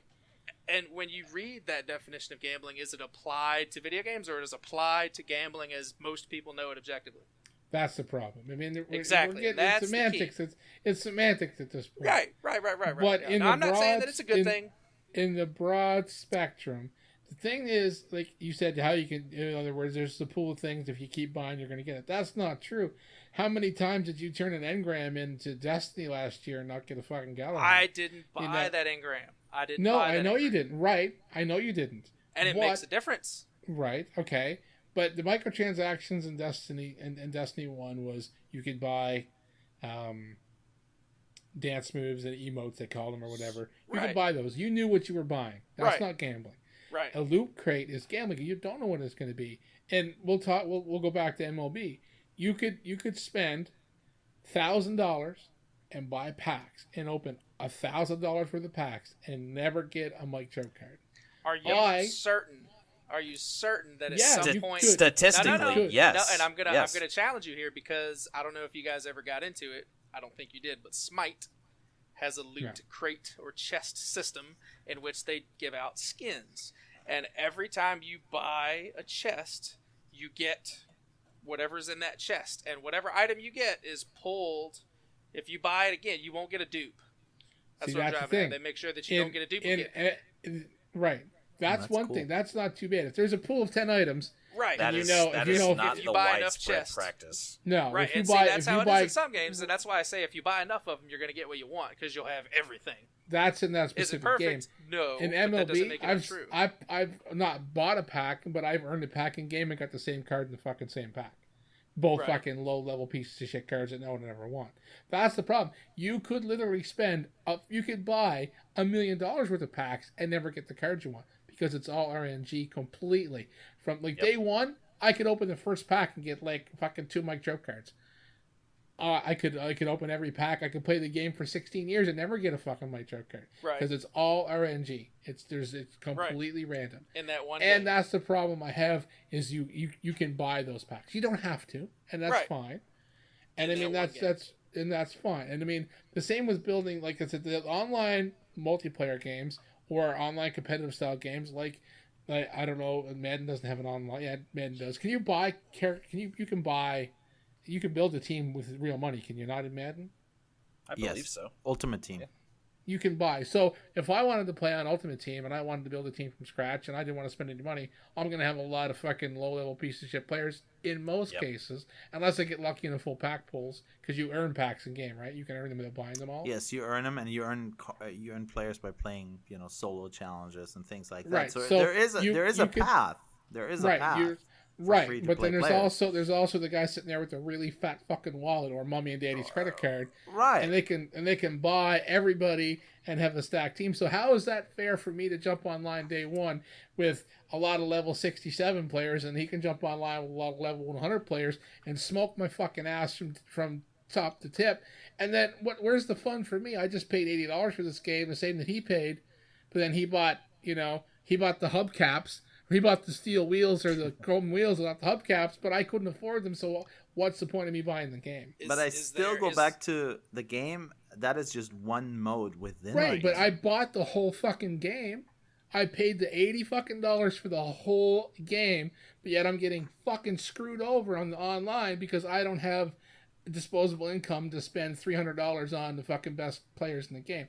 That's my one big problem with microtransactions. But the object of the game within the game that we're talking about now, that this game mode, this isolated game mode within the game, is to build up your team. Now you can do so by grinding, challenges, or you can expedite that process by throwing down some money. How is it fair? Is that the only online Life's game not mode? fair. Guess what? You have a Corolla and a guy in a Ferrari rolls up next to you. How is that fair? Right. That's not fair, but that's life. That should not fucking exist in fucking games. Is that if the only here's online game mode? Is there a game mode in which for you Ultimate can go play? Team? It was that one Pacific team. No, you can play with. You can still play online head-to-head, versus somebody, right. but not with like a created team. I don't think. Right. That's the thing. If they want to do that, if they want to have it where you want to play with, you want to pick, you want to, earn and grind cards and get whatever, no matter what game it is, whether it's FIFA, Madden, or MLB, there should be a pool of fucking players in. Okay, you want to spend money? Well, you play with this group of people that want to spend money. Or if you're a broke-ass motherfucker, you can play with the rest of the broke-ass motherfuckers. Well, they have that. Problem. That's my thing. They have that. I mean, that's just... Not an Ultimate Team. Well, not in Ultimate Team. Well, exactly. But I want to play... I want to play Ultimate Team because I like the idea of me getting to build my own team to go online. But when I go online, I get fucking steamrolled because the guy's got all level 100 players. Now, put yourself in that role. You're the guy that can't afford to buy the packs. Or even still, when you're talking about grinding, you're the guy who has like a fucking full-time job and has a fucking, no time to sit down and grind a game. He goes to jump online and he gets fucking steamrolled because the other side of the player has all the time in the world to play video games. What about That's the a different guy thing. who has the time and the money to spend? It's and the money being... And he gets online and he comes up against the dude and he's like, "Oh man, shit! Sorry guys, this is gonna be another mundane game. I'm looking for some actual competition. This is why I came to this game mode. Just playing devil's advocate. He bought it and he's not using the other game mode because he wants to play this game mode. And I'm not advocating for it. I'm just looking at it. I'm just saying that's my problem with this whole. That's the pay to win aspect, but. Still, we're gonna turn it back. We're gonna turn it back to the microtransaction side and the gambling side because that's kind of where this discussion should really still be. Sure. See, to me, the thing is, if you want that Tom Brady card, for example, you want to play with Tom Brady. Basically, what you want to do is play with Tom Brady in Madden. There is a number of different ways to do that outside of Ultimate Team. Now, Ultimate Team is one specific mode, but you can still play with all these players. It's not like they're locking these players out from you being able to use them unless you spend money. You can do whatever you want with those players, maybe just not in Ultimate Team. You may not have this player yet, right, but you can play with Tom Brady. You can play against other people playing with Tom Brady. Yeah, I get all that. Where you can play head-to-head and you can play Ultimate Team without spending money, right? Mm-hmm. But it fucking destroys your experience if every time you log in and you happen to go up against a guy with $1 million fucking team because you don't have $1 million to spend on the game. I paid the same price that you paid for the game, but just because you can pay more, you get a better experience than me? Yes. That's life. Wow. That's going to life, the RC track, going with RC car. Okay, that's like me going into the Dodge dealership and buying an $80,000 car. You walking in buying an $80,000 car, but instead, they give you fucking bigger engine and bigger tires and everything else. Oh, but life's not fair. No, because your car's not the one with the bigger engine is not $80,000. That one was $120 because you paid $80 for the base model and then another $40 for everything else. But how does you having a $120,000 car over my $80 affect the way my life is? It doesn't. You drive down the road more expensive. Each other, it does. Well, that's what it is. You're racing against each other. Then it's an unfair race, though. It's Madden Of course it is. That's why they have. Hang on. That's why they have different classes and everything. Yeah, that's what I'm saying. It's not putting every car that's available in one bracket. It's like a weight class. It's a weight class in boxing. They don't put a fucking 260-pound heavyweight in against a 100-pound fucking flyweight. I'm reining everyone back in. I'm reining us back in.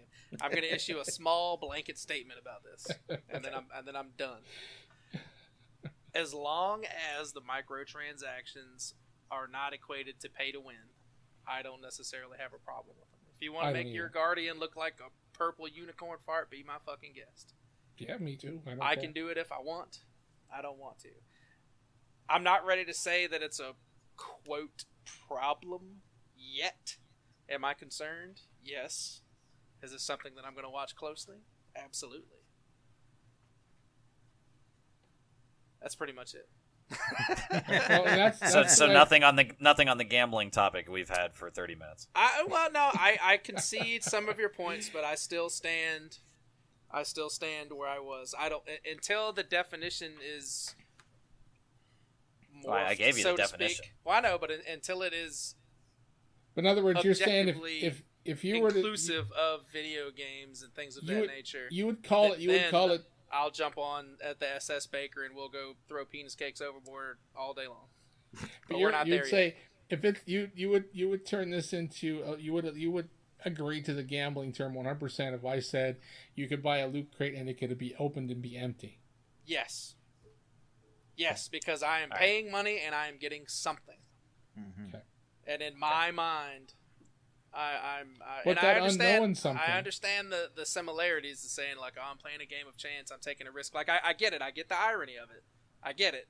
But if you're talking about me personally, gambling is hit me again, dealer. Fuck, I just lost. I'm walking away with nothing. That's gambling to me. So in other words, go ahead, Baker. So I don't disagree with you. I see it a little. I'm going to respond and tell you why you are misrepresenting the definition of gambling based on your perspective and understanding and your thoughts. From dictionary.com, again, I will use the verb and noun. Verb, gamble, to play at any game of chance for money or other stakes. Yep. And here's the big one in verb. To stake or risk money or anything of value on the outcome of something involving chance. So right there, I've got you. You're not using the correct definition. On noun, I will get you further. Right, but then they say... hang on. Wait. Any matter or thing involving risk or hazardous uncertainty. I got you with both terms of it. Hazardous uncertainty, but mainly involving risk. Well, the hazardous uncertainty is not hazardous in physical, it's monetary. What's it's financial hazardous. Yes. Monetary. Yeah, so either verb or noun, the definition is broader than what you're narrowing it to. You're not using it correctly. You say gamble is I think of this.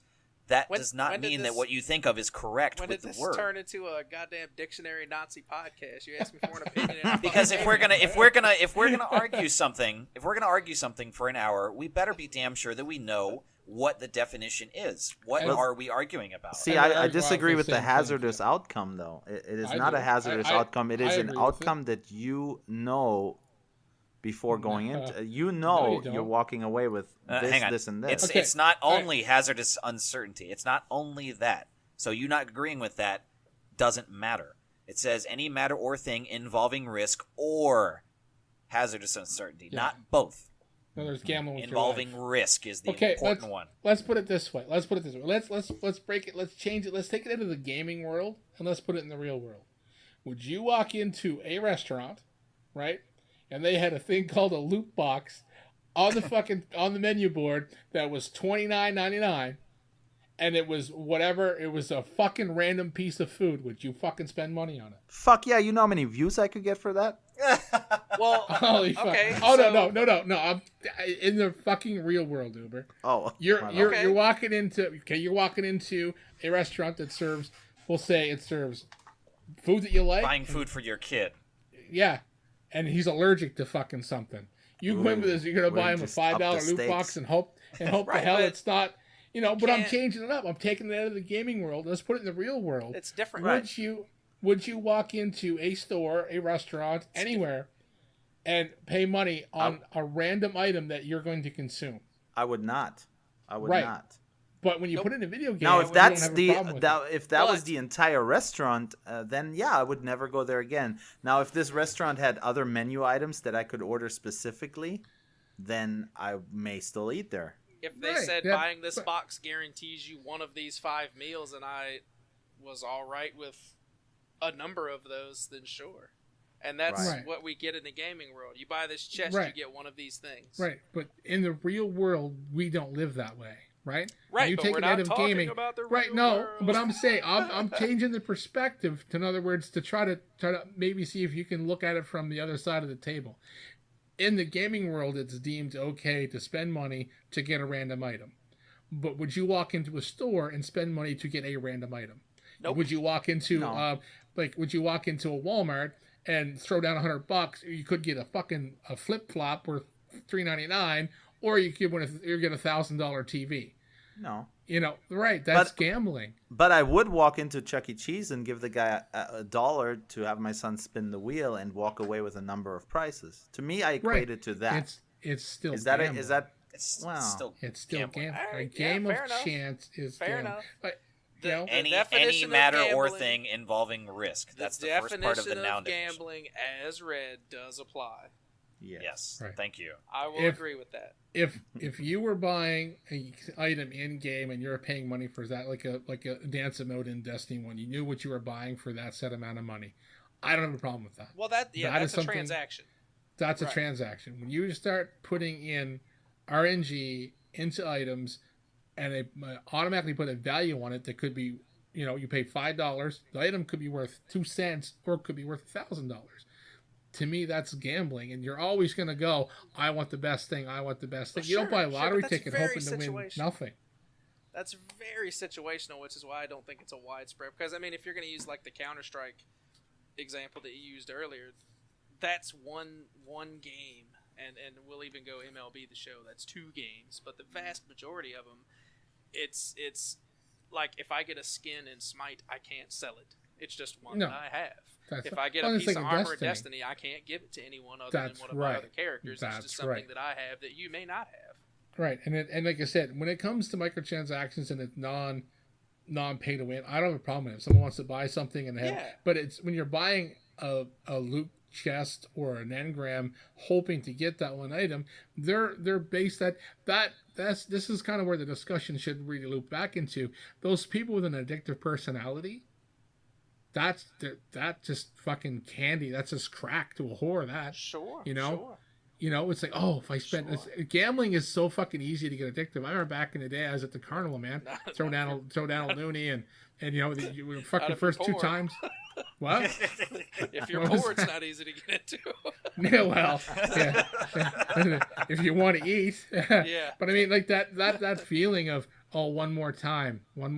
Sure. It's so easy to get into it, and I mean, it's not just addictive personalities. I mean, anybody can be sucked into that really fast. Yeah. And this is where the gaming industry is kind of turning. They're like, if we put in, microtransactions are great. You want to buy a purple hat, you buy a purple hat for $1.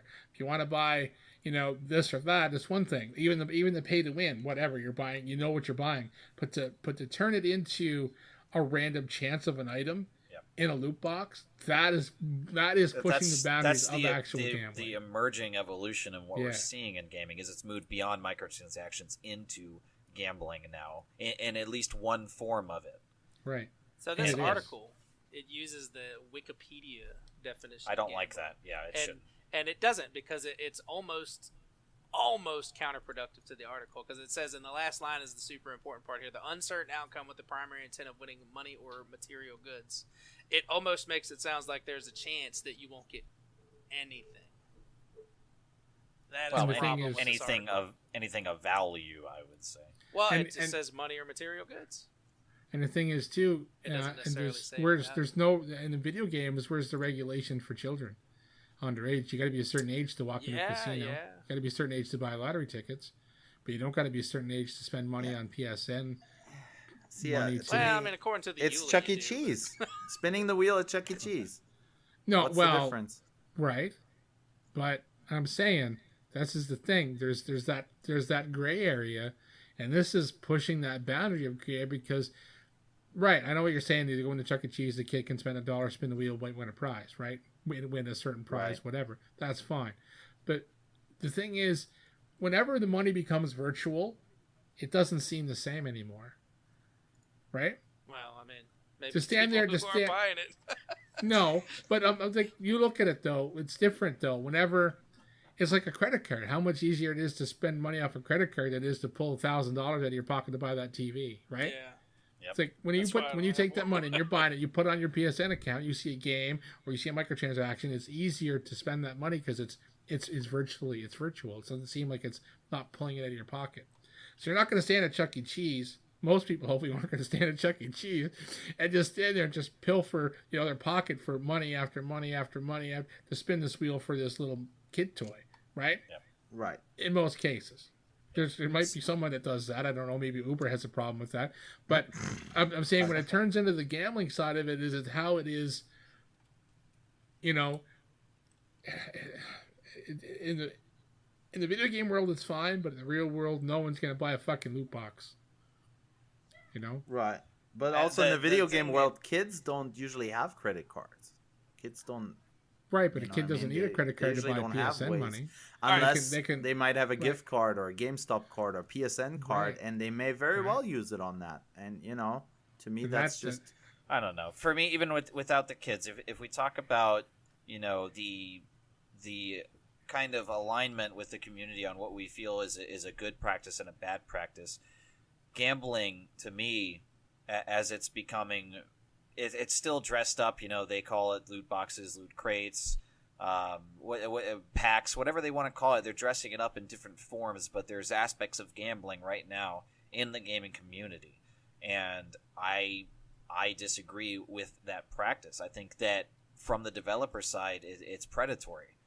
And Definitely. they're getting more money from a gambling incentivized type of way. Like I just, if we can't all come to an agreement on even what the definition is, which is why I'm using the dictionary here. That's why I pulled it out exactly.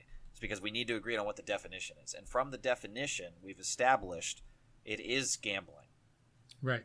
Yep. From the definition, yes. So the moral question that piggybacks on, okay, we've accepted that there is forms of gambling in this, is do we as gamers, as the community, do we want this?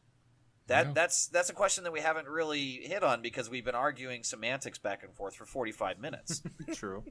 That's true. I'm disappointed in us for that, but I don't know. I feel like we should be able to agree. Like the good in me says that people shouldn't be, subjected to this type of thing in our games. Gaming, is a way for us to, most of the time, positively escape and experience, entertainment, and a lot of times it's innocent. Some people get really into it and lose their lives into this kind of stuff.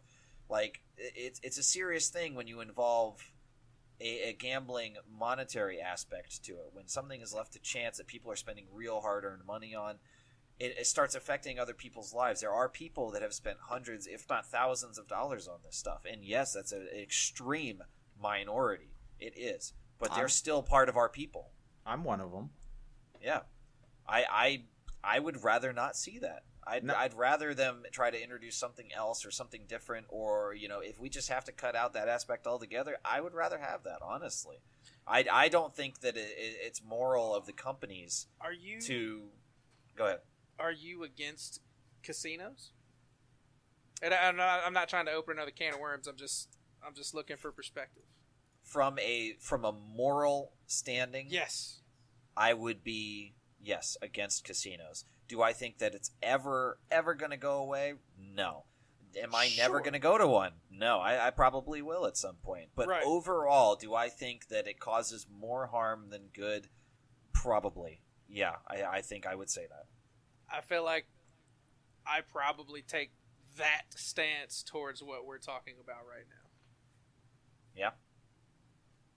I don't feel like I've gotten that based on your responses, though. Well, as your opinion of the Atari handheld did while you were talking about it, things change. Okay. So let me say this: I don't mind it. I understand your points, and I don't mind it because if I want to spend some of my money, that is my decision. But I know that I am not the kind of person to get hooked, so to speak, addicted. I've never been to a casino, but I'm smart enough to not go in there and drop my entire retirement. I'm just not that guy. So this quote problem that may or may not be here now, or whatever shape that it's in now, doesn't directly affect me. And that may be selfish to say that I don't mind it so much, but it is what it is. I guess. I can definitely see the other side of it, though. I can definitely see how it could be, and probably is, negatively affecting many, many, many people.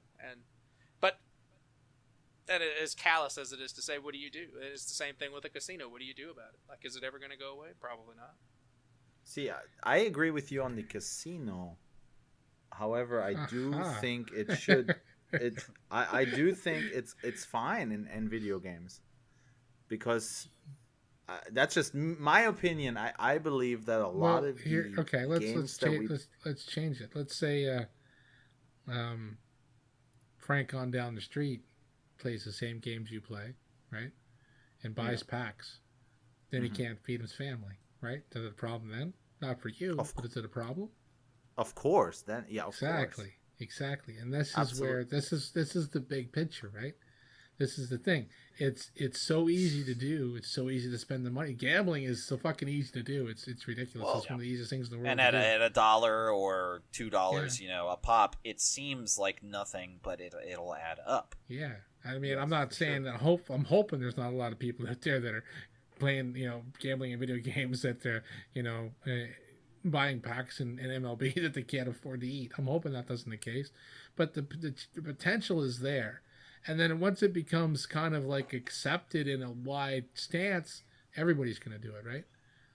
It's kind of like possibly. But my thing is that if there's a chance of people losing the things that they hold dearest because they can't be responsible, I understand it's not the developer's role to make sure that people are responsible.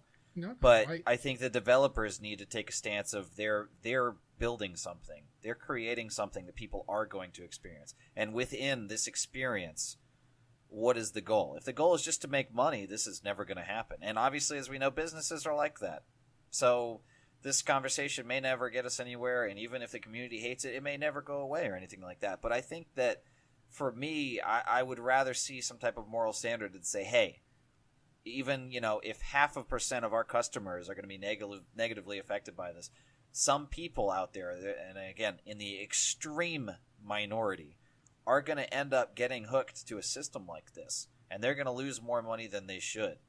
They're going to get a bigger bonus, the corporate guys, but somebody out there, Joe Blow or Joe Idiot, that's buying all this shit, he's going to end up not being able to make a car payment or something. Or not have health insurance, and then disaster strikes and he can't pay for something. Something stupid like this is going to be the downfall of somebody somewhere. And for me, I don't want to see that. No, it doesn't affect me personally because I don't partake in the practice. But the practice being there bothers me because somebody is going to be really, really fucking ruined by this. I don't like it. You want me to really get you fired up? Oh, no. How do you feel about alcohol? Couldn't a lot of what you just said apply to alcohol as well? I understand that it's not a gambling thing, but if we're taking moral high ground.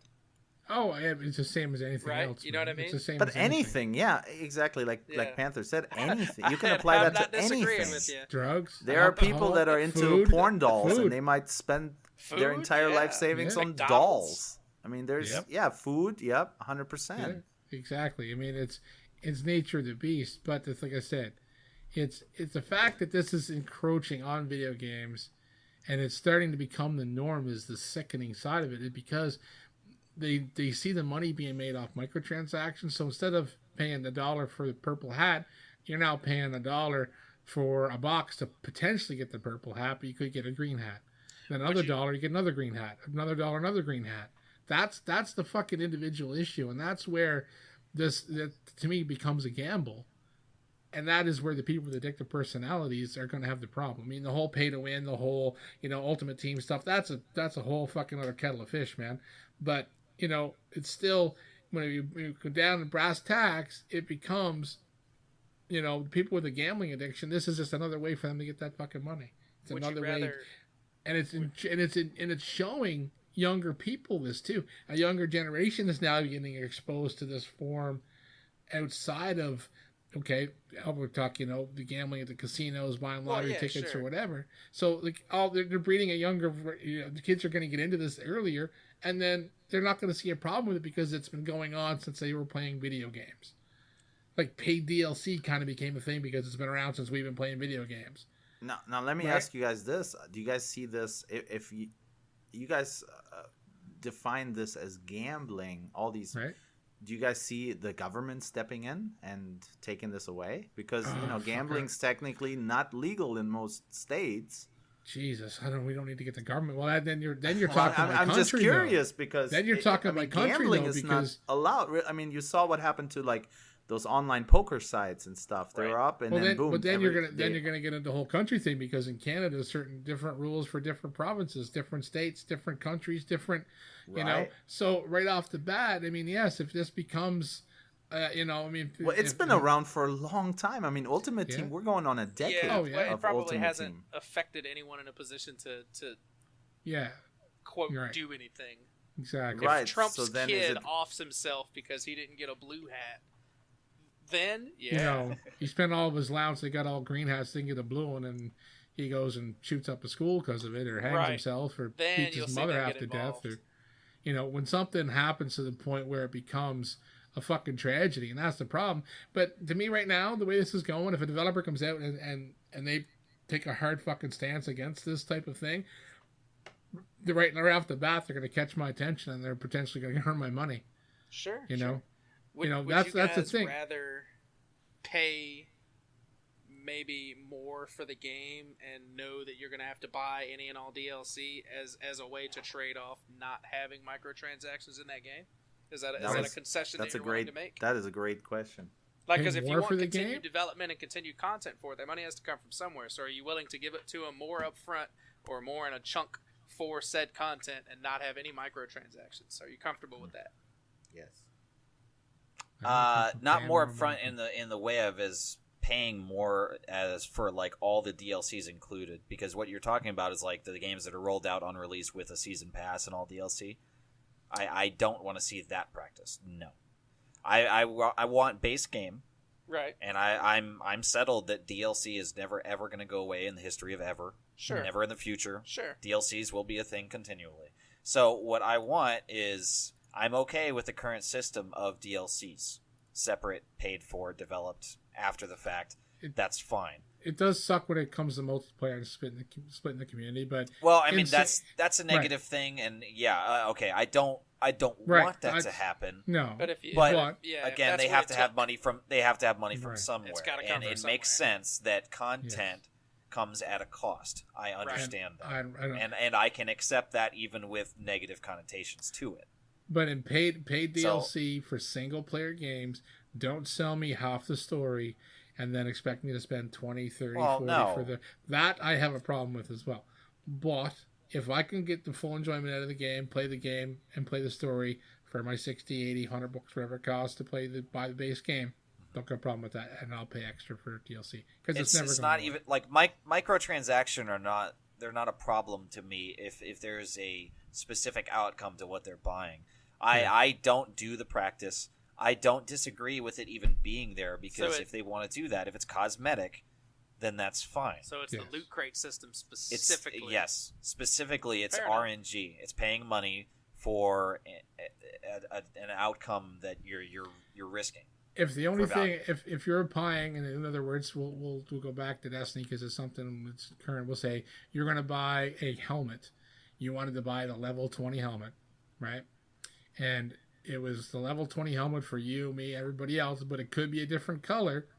I kind of could waver a little bit on that, right? But long as you're spending the dollar on that helmet, and it's going to be the same level no matter what color it is, I kind of don't have a problem with that point of it. But if it could be a random color, oh well, right? Because in Destiny, it's a first-person fucking shooter, so when do you see your own character very often, right? But I'm saying, if I could get away with that point of a color or, something being different, but as long as the level and everything's the same, I don't really have a problem. So there's cases to be made where an RNG style could work in a loot crate, but just being, here's a box, it could be a fucking sneaker for your hunter, or it could be the best exotic weapon for anybody, and it's $1. Well, that's fucking crazy because the people are going to spend lots of money to win. I think all three of us stand firmly against Uber, and that we don't like pay to win.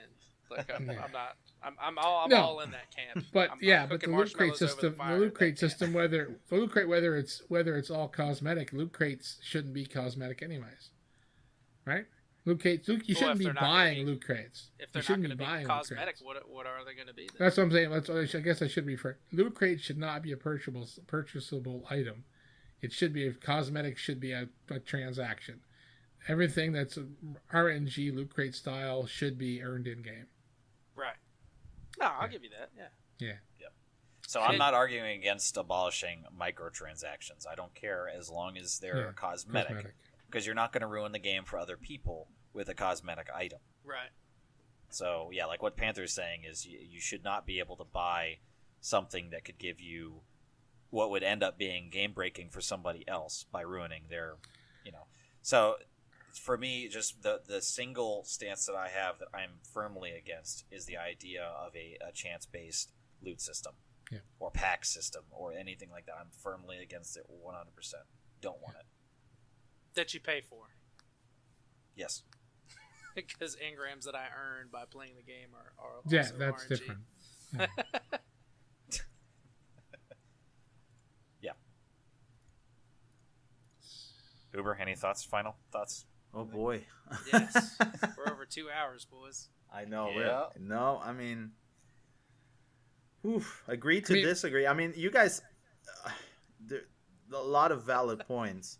And you actually, Baker, you turned me around on a few things. He's never coming back. I'm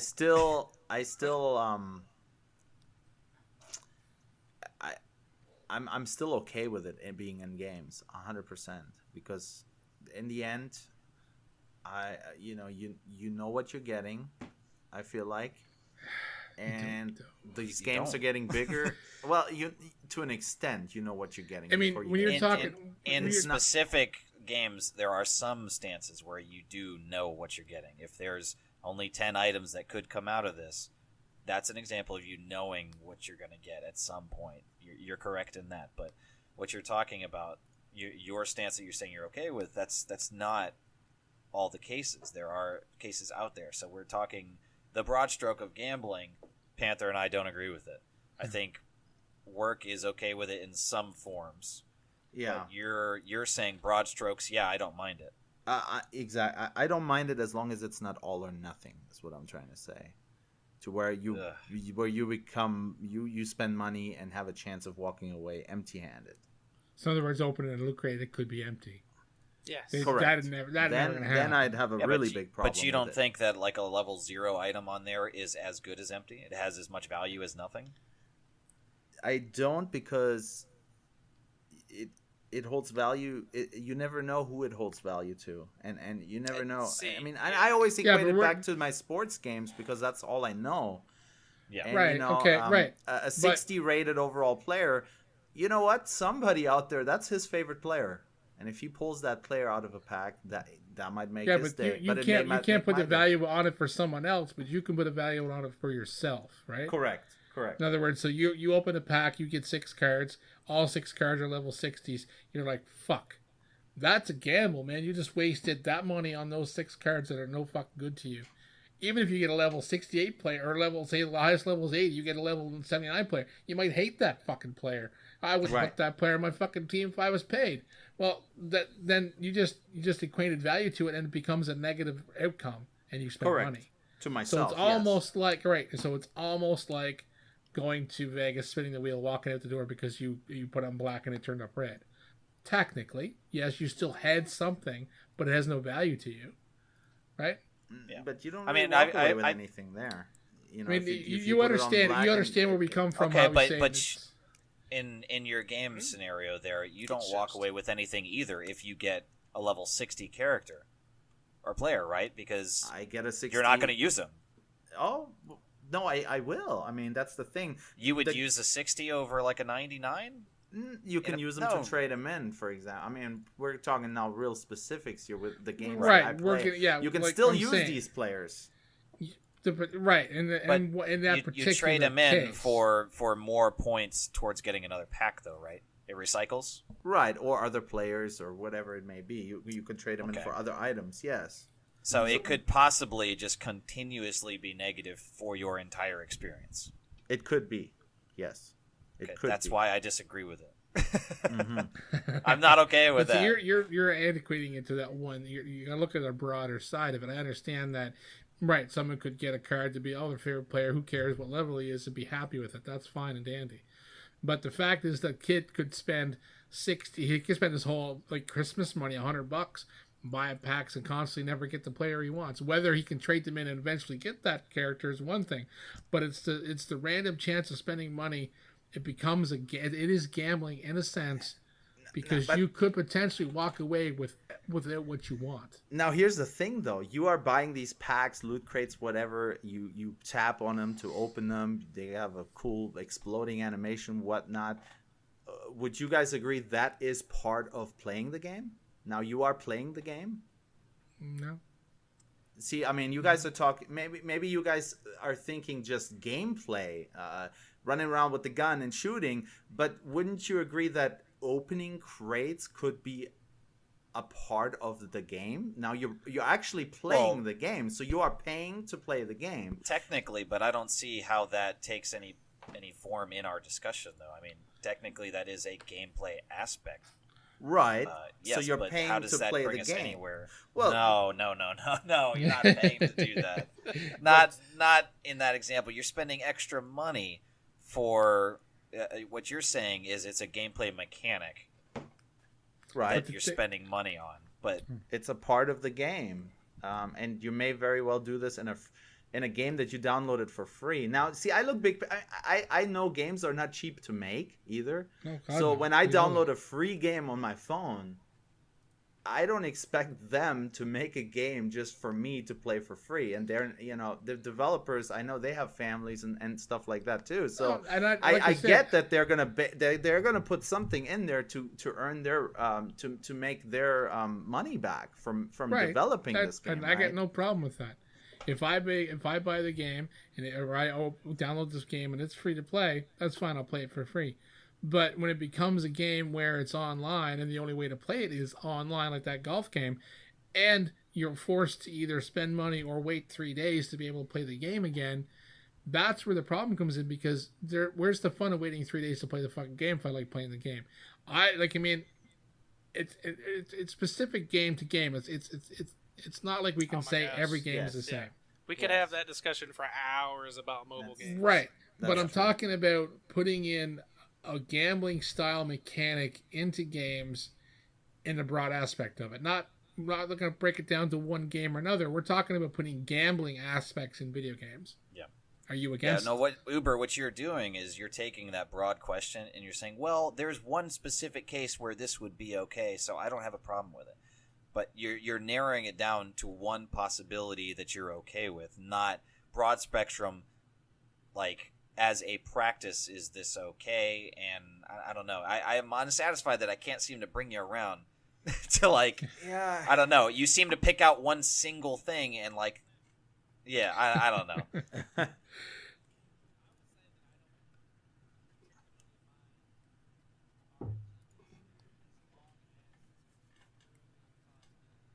Right.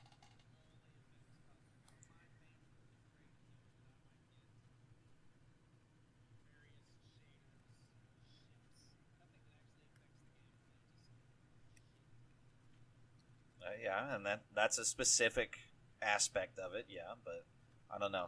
The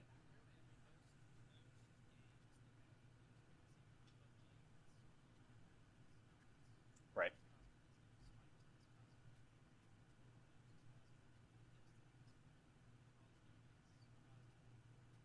I don't have a problem with it, but it's the randomized system. Like, in other words, like we said, we're breaking it down between microtransactions and loot crates. Is microtransactions, if I go to buy that purple hat, I know I'm buying the purple hat. If I spend the same money on a crate, I could get purple boots. Well, I don't want the fucking purple boots. I want the purple hat. That's where, that's the kind of the thing where it becomes The problem is because then, well, how much money am I willing to sit here and spend to get that purple hat, and I keep getting fucking purple shoes? Well, that becomes gambling, right? And that's the point. I mean, if they're going to put microtransactions for cosmetics, just put, here's $1 for a fucking purple hat, here's $1 for green sneakers, here's $1 for, orange gloves. I fucking do it all day long. Here's $1 for this funny dance move. Fucking be my guest. If you want to spend that money. Here's my final final piece that I'll put in here, and then I'll wrap it up. And if you guys want to have any closing statements, you can do that as well. But my final thing is that when we talk about value and the idea of value, we can get very philosophical with it. And obviously, it's different for everybody that's out there. Different items will hold different value, as Uber stated. You could get a low rating player, and it could be somebody's favorite. That's going to have a lot of personal value to them. Any item that's put in the game will have value to somebody. We can all agree on that. So when you go beyond microtransactions, and as a developer, you create a system that says, you might get this, but you might not. Either way, we're going to get our money. For me, that's predatory. I don't like it. So Uber can say that it doesn't affect him, or that he doesn't mind the process or whatever, but there are people that are affected by it. There are people that, like I said, can't make a car payment or lose their health insurance because they were late, or they're late on rent, or whatever, whatever the case may be for that specific person. I know somebody is out there being affected by this, and it's going to be an extremely negatively impactful part of their life. I don't like that, and I don't think that should be part of gaming. I feel like gaming for all of us is such a deep part of who we are, how we've been influenced, and things that we're going to pass on in our experiences to our families, or however we do it. Gaming is a huge part of our lives, and for all of us it's been positive, or else it wouldn't still be here. To introduce an aspect that I feel is inherently predatory instead of just a simple A and B transaction, for me, I think that's inherently bad. I think that it's predatory. It's bad for the gaming community. I think that it's a real shit move, and not from a personal, I'm going to be affected by this, but from I guess a broad spectrum moral standard, people are going to be hurt by this in some way or form, or it's going to ruin their experience with video games, and I don't want any of those things to happen to people. So I disagree with the process. As much as we've gone back and forth and talked about multiple different things within this, for me, that's what it comes down to, is that this is what I feel like is a predatory process that people are going to be negatively affected by. And I don't like the possibility of that in what I feel is such an important positive aspect in my life and for a lot of other people. So I will end with that. If anybody wants to respond, you do your thing. I only have one thing to say. I couldn't have said it better myself. Thank you very much. I'll take the ribbing and the shit talk out of it. That's exactly it. That's the fucking point right there. Okay. Work, yeah. Uber. Any final statements?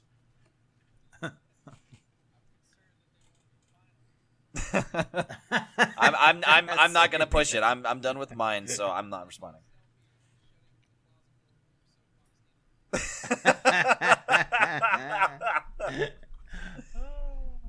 Gladys the Baker, 2020 election, just saying.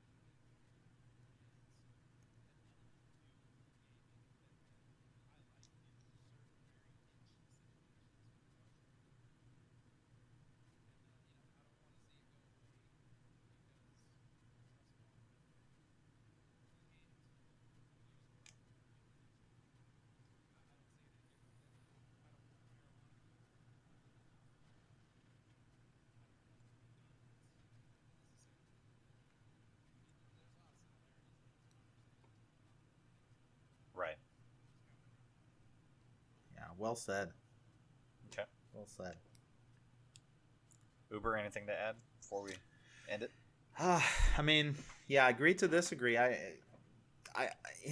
to me, as long as it doesn't, as long as that is not the entire game that we're playing, I'm 100%. And even then, I'm okay with it because,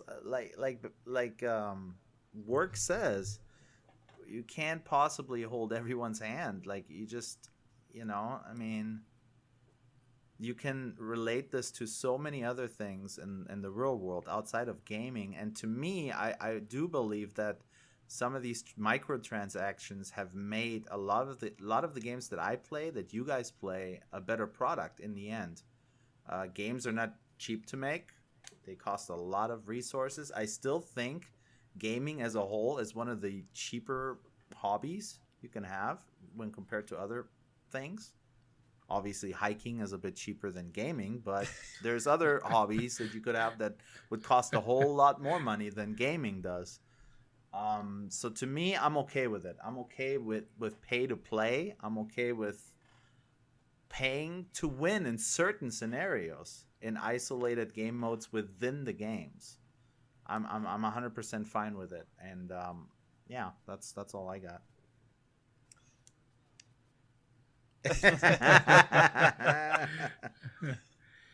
Yeah.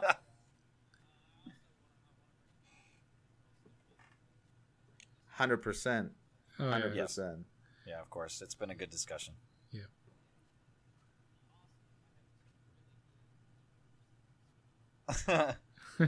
Okay, well, They've after been marinating.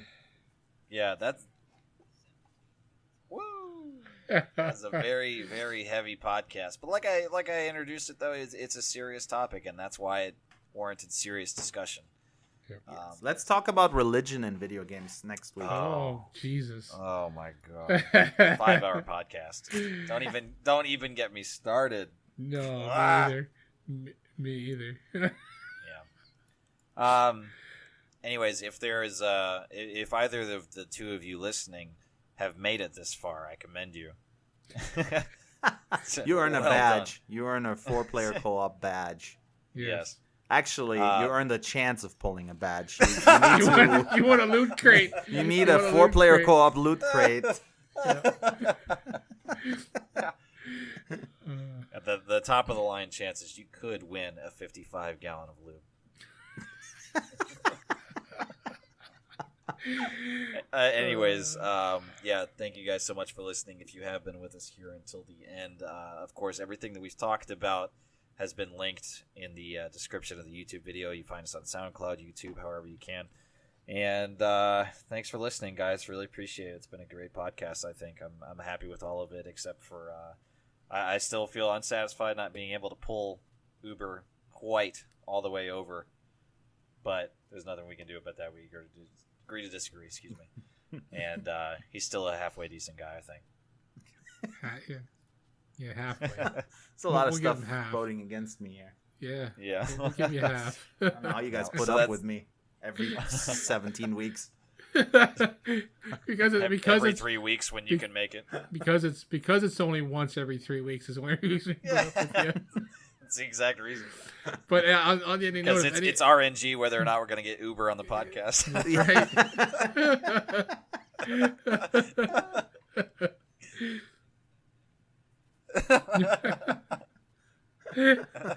in this case, it's pay to lose. I've been called worse. Fuck. It's fantastic. All right, so All right. that's it for me. That's I'm it. done. We're done. Thanks, guys, for listening, and see you later. Nobody else is going to say bye? Work. Later. Guys. Yeah, But I we're am. done. Later. I sure am. Later, all.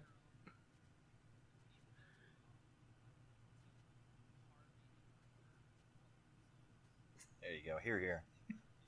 Bro. Anyone named Harvey and Irma were not directly pointed at you. Yes. Yeah. There's actually an elderly couple who have been married for like 72 I saw years, right? Yeah. Or some ridiculous amount.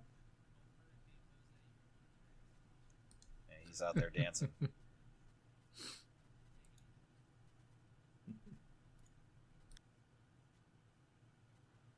Uber never said bye. Peace out, homies.